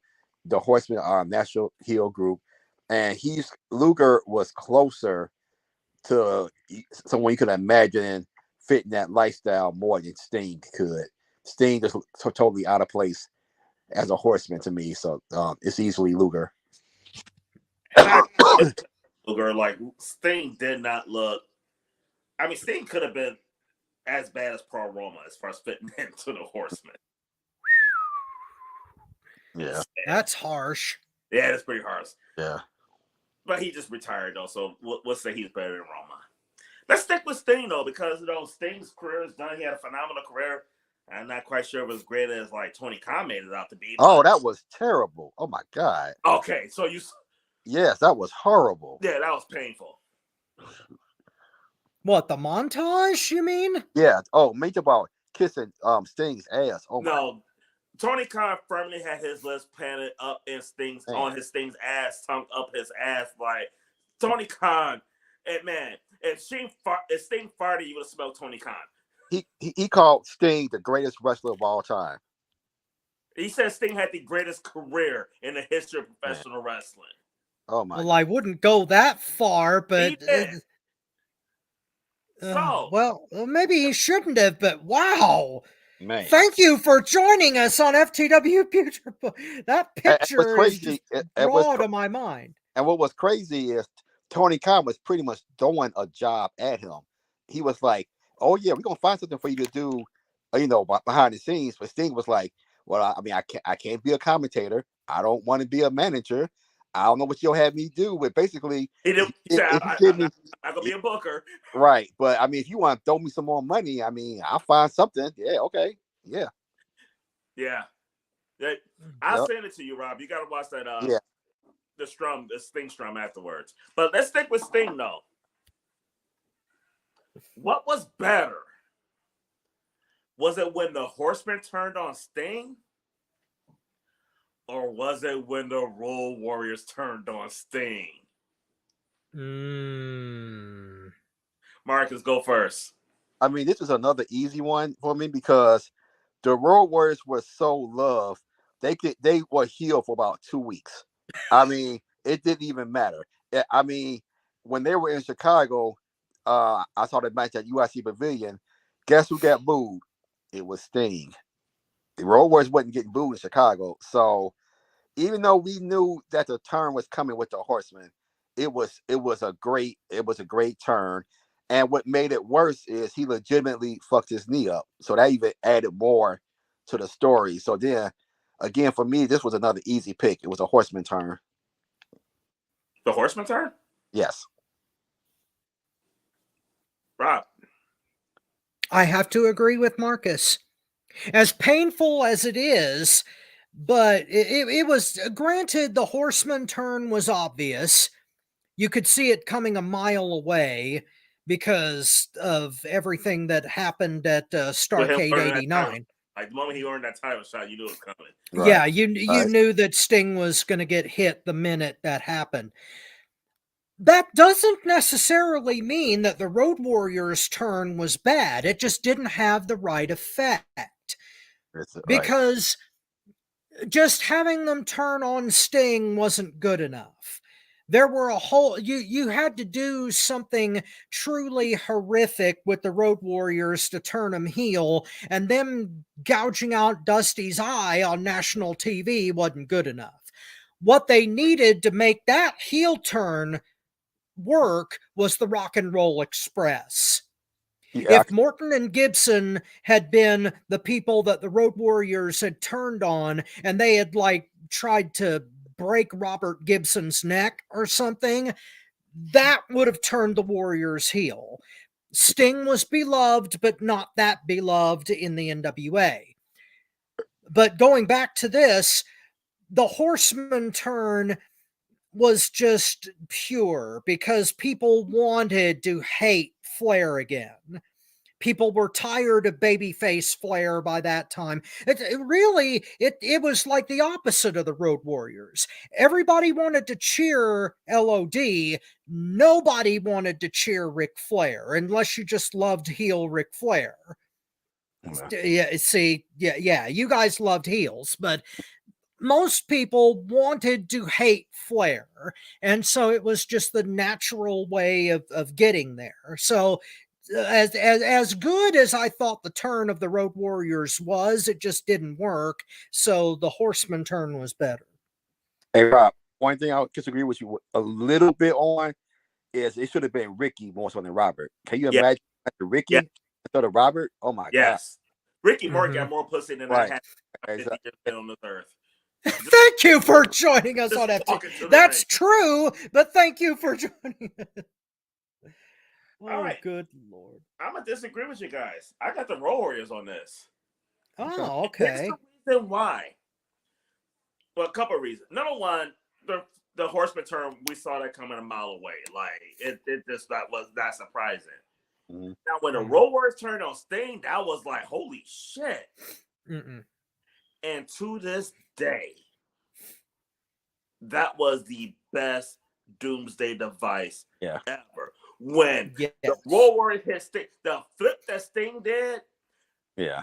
I don't know if you guys got it here in Indianapolis, but on Sunday nights, George Michael's Sports Machine. Yeah. He had that clip in his intro for a long time.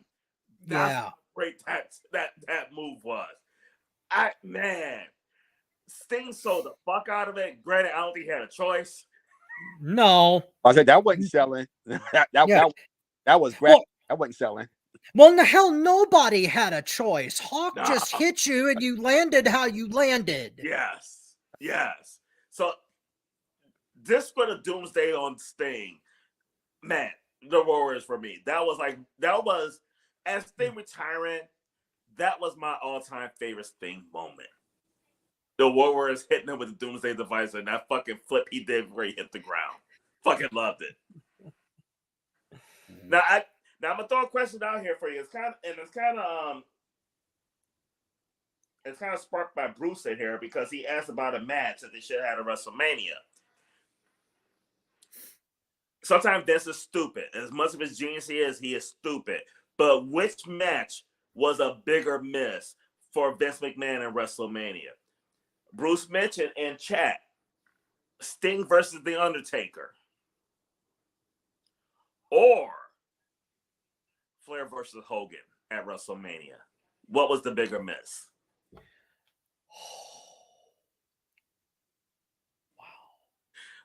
I'll go first. Go ahead, please. And it's hard. I'm not gonna lie that this is a hard one. But the reason I'm gonna take Flair and Hogan, as much as I hate Hogan, if anybody watches, no, I can't stand that racist, darter one the fuck piece of shit Hulk Hogan. Sting was an icon. Undertaker was a legend. History making match. But at the time they had both in the business, the biggest miss was Hogan Flair. You had the biggest star in WWF at that time and the biggest star outside of WWF in Ric Flair. You had them both at the same time, and you decided to go Hogan, Sid, Flair, Savage, when you could have had one of the biggest main events at that time in WrestleMania history. I'm not saying Sting and Taker won't be phenomenal, because that would, and I think me personally as a fan, I would rather see that than Hogan, because I can't stand that fucker. But when you look at what they did at that time when they had him, that was their biggest miss, in my opinion. Marcus, what do you think? I totally agree with you. I thought that was the whole point of Flair coming there, is to finally give us 80s and 90s fans what we've been wanting for years, was that. And to me, WrestleMania was tailor-made for a dream match like that. Now, I'm going to say something that I call a very unpopular opinion, and I may be the only person you ever hear say this, but a Sting Undertaker match never ever appealed to me. When people say this, they wish they would have seen that. I mean, yeah, it would have been good, but it would be kind of far down on the list for me for dream matches. It just never. When I hear that match, it's like, oh, okay, it'll be good. But so for me, seeing Flair versus Hogan during that time, was a huge miss for me. So that's easily my decision. Before we go to Rob, Bruce said, never was much of a Hogan person. I like the Macho Man Randy Savage. Nicole said, they tried Flair Hogan during a house show run. It didn't work. Yeah. That's what I heard the excuse was. Yeah. But going back, I don't think Sting and Taker is going to be like, it's not going to be a great match. Yeah. But I'm different than Rob. I like more of the storyline, more of the promos, the hype, and they would have had a lot more hype and build to it. Granted, it could be set up for a letdown, though. And when I heard that, my thing was, well, that's where you practice those kind of matches, is on the house show circuit. So I didn't get that when I heard that was the excuse why Vince went away from that match. So, Rob, what do you think? Which match? I have to agree with you guys. Hogan versus Flair at Mania 8 was the bigger miss. And I not only say that because I think it would have been a better match technically, but I would have been there. I would have seen that live. I was at WrestleMania 8. That was my first WrestleMania. And I was so pissed. Now, at the end of the night, I was happy because I got like 3 things that I wanted to see. I wanted to see Flair. I wanted to see Flair bleed, which I didn't know was taboo at the time, but he did it anyway. So God bless Ric Flair. Number two, I didn't want to see Hogan lose because I was also live at the main event for the double referee shit. So I didn't want that to happen again. And three, Savage won the title. So I wasn't an unhappy camper, but still I could have seen Hogan versus Flair live. Never got it. But Marcus does have a point, though.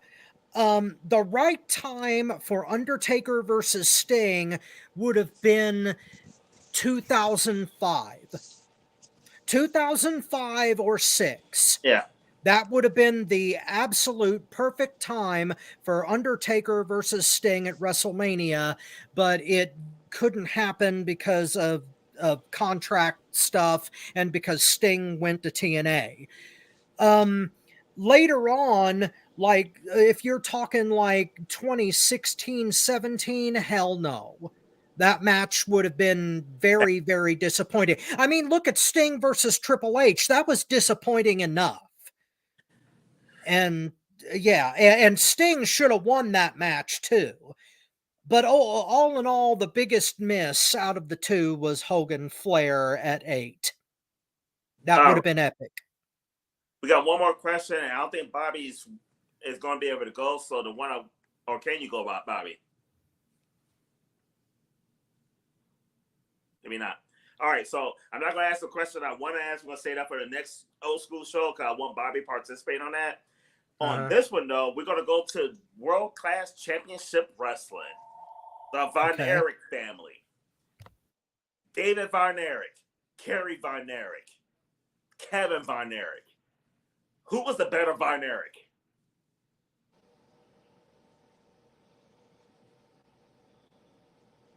Marcus, go first. Well, I'm assuming this question encompasses everything that's the Von Erich image. And I'm going to go with Kevin just based on the fact that, as far as we know, he didn't give in to none of the substances or anything like that. He tried to carry on the Von Erich name as long as he could. You know, far as we know, he's a pretty clean-cut guy. So according to what the image that the Von Erichs tried to make us all believe it was, I'm gonna go with Kevin. All right, I think I'm next. I'm gonna go with David. David, in my opinion, was the best all-around wrestler in the Von Erich. Like he was their Ric Flair, in my opinion. Like it killed me when he died. Like yeah, I wasn't a huge Kevin fan. I thought he was a little smaller, and then Kerry.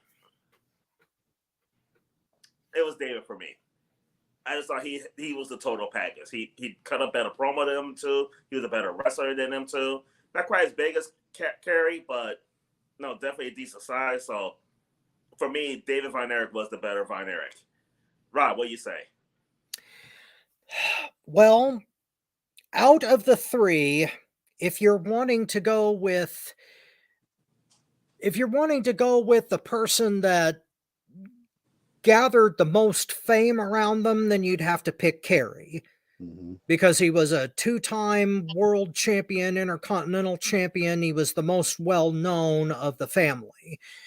But it's a harder pick because David was the one who had all of the skill. He was the complete package. He had the promo and everything. Kevin would have to go in last place because you could tell that his heart was not 100% in it. He had the skill, but he didn't quite have the passion. So as far as who the best goes, it comes down between David and Kerry. And I have to go with Kerry on this because he simply because he lived longer. If David Von Erich had lived and had reached his full potential, then David would have been the man in this question. Absolutely. I would agree with Motown. But because he died before he could achieve as much as Kerry did, then I've got to give it to Kerry out of the three brothers. All right. I said that was the last question. We're going to do one more because we had 38. Rob, you got a 38? Let me see. Yes, I've got 38. Thank you for joining us, which puts us at 290 something. Oh, All right. So we're going to do one last question before we go. And this question involves CM Punk. You know, in 2 weeks, Punk will be back in Chicago. And CM Punk, oh my God, that motherfucker's penis has been in some of the best women in wrestling. Oh, dear God. Thank you for joining us on FTW Future Focus. My question to you guys is, of all the places his penis has been, of his exes, which one was better? Kelly, Maria, or Lita? Oh, dear God.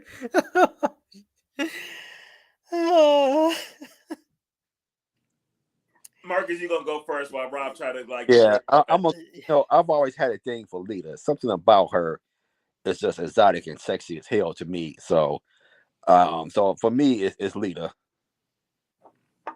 Okay. Who you got, Mark? Damn, Rob.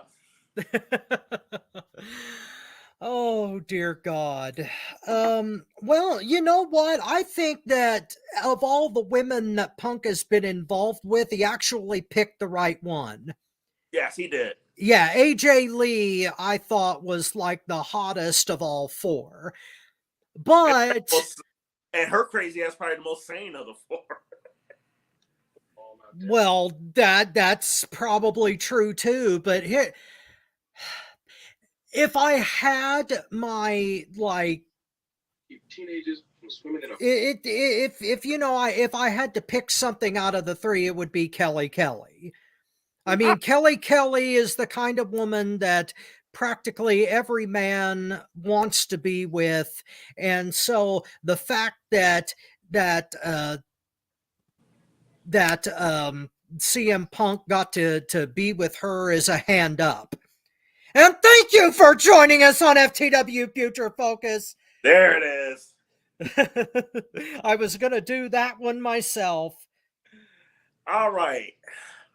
I'm going to eliminate Maria because, especially at the time they were dating, I just couldn't stand the whole ditzy image she had. And Maria's hot as fuck, but there's just something about her that's like, eh. So that leaves me with Ross pick Kelly and Lita. And y'all know I love my blondes. Like Tristan's my old school boo. Mandy Rose, somewhat blonde. But I gotta agree with Marcus on this one. It's Lita in this trio. Like Lita's a fucking freak. Yeah. Nothing wrong with Lita. She's a hot freak too. I mean, especially back in the day. But she got with Edge. Oh my God, I didn't even like Edge till Lita's with him. She put the R in rated R. Fuck the rated R superstar Adam Copeland. No, he's a rated PG Adam Copeland. Lita was the R in the rated R superstar. Okay, let's. Or honestly, maybe Edge was the one. The rated R superstar was one aside Lita, really. But anyway, I kind of digress there. Okay, Lita made Edge a top heel because of the real life shit she did to Matt Hardy. Without that, Edge might not have gotten a chance. No. Like Paul Heyman said, hide your wives. It's Edge. It's Edge.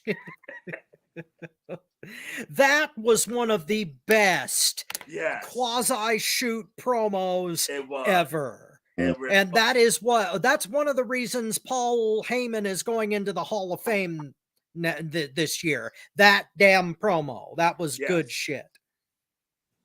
All right, but that's all I have for everybody this week, though. So definitely a great show. We hit 40.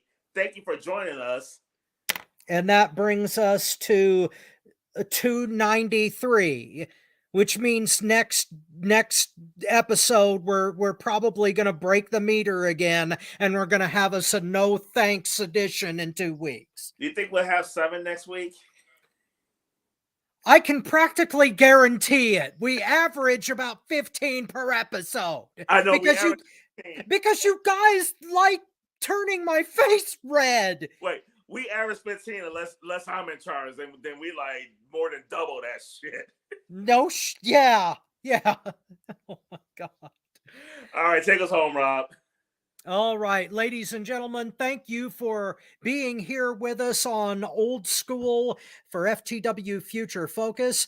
I am your not-so-humble correspondent, Robert Black, and a big thank you to the founder of our feast, the Mastermind, Bobby Rogers, silent but deadly, marvelous Marcus Buckley, the man, Tony Motown Allen. We will see you next week for FTW Future Focus, and if Bobby can hear me, hit that James Brown. And we will see you in the future. Hit it. Oh, how you feel, brother? Feeling good. You feel good? Feeling good. It's groovy. There's so much bone, brother. How you feel, man? I feel all right. I call your name. I don't want no people to know you're in here. How you feel, fella? Hey, Jam! Sure getting down. Look at him. Ha! We're gonna have a funky good time. We're gonna have a funky good time. We're gonna have a funky good time. We're gonna have a funky good time. Let's take 'em up, Fred. We gotta take you high. Yeah. Ow! All right. You wanna do it again? You wanna do it again, huh? Yeah.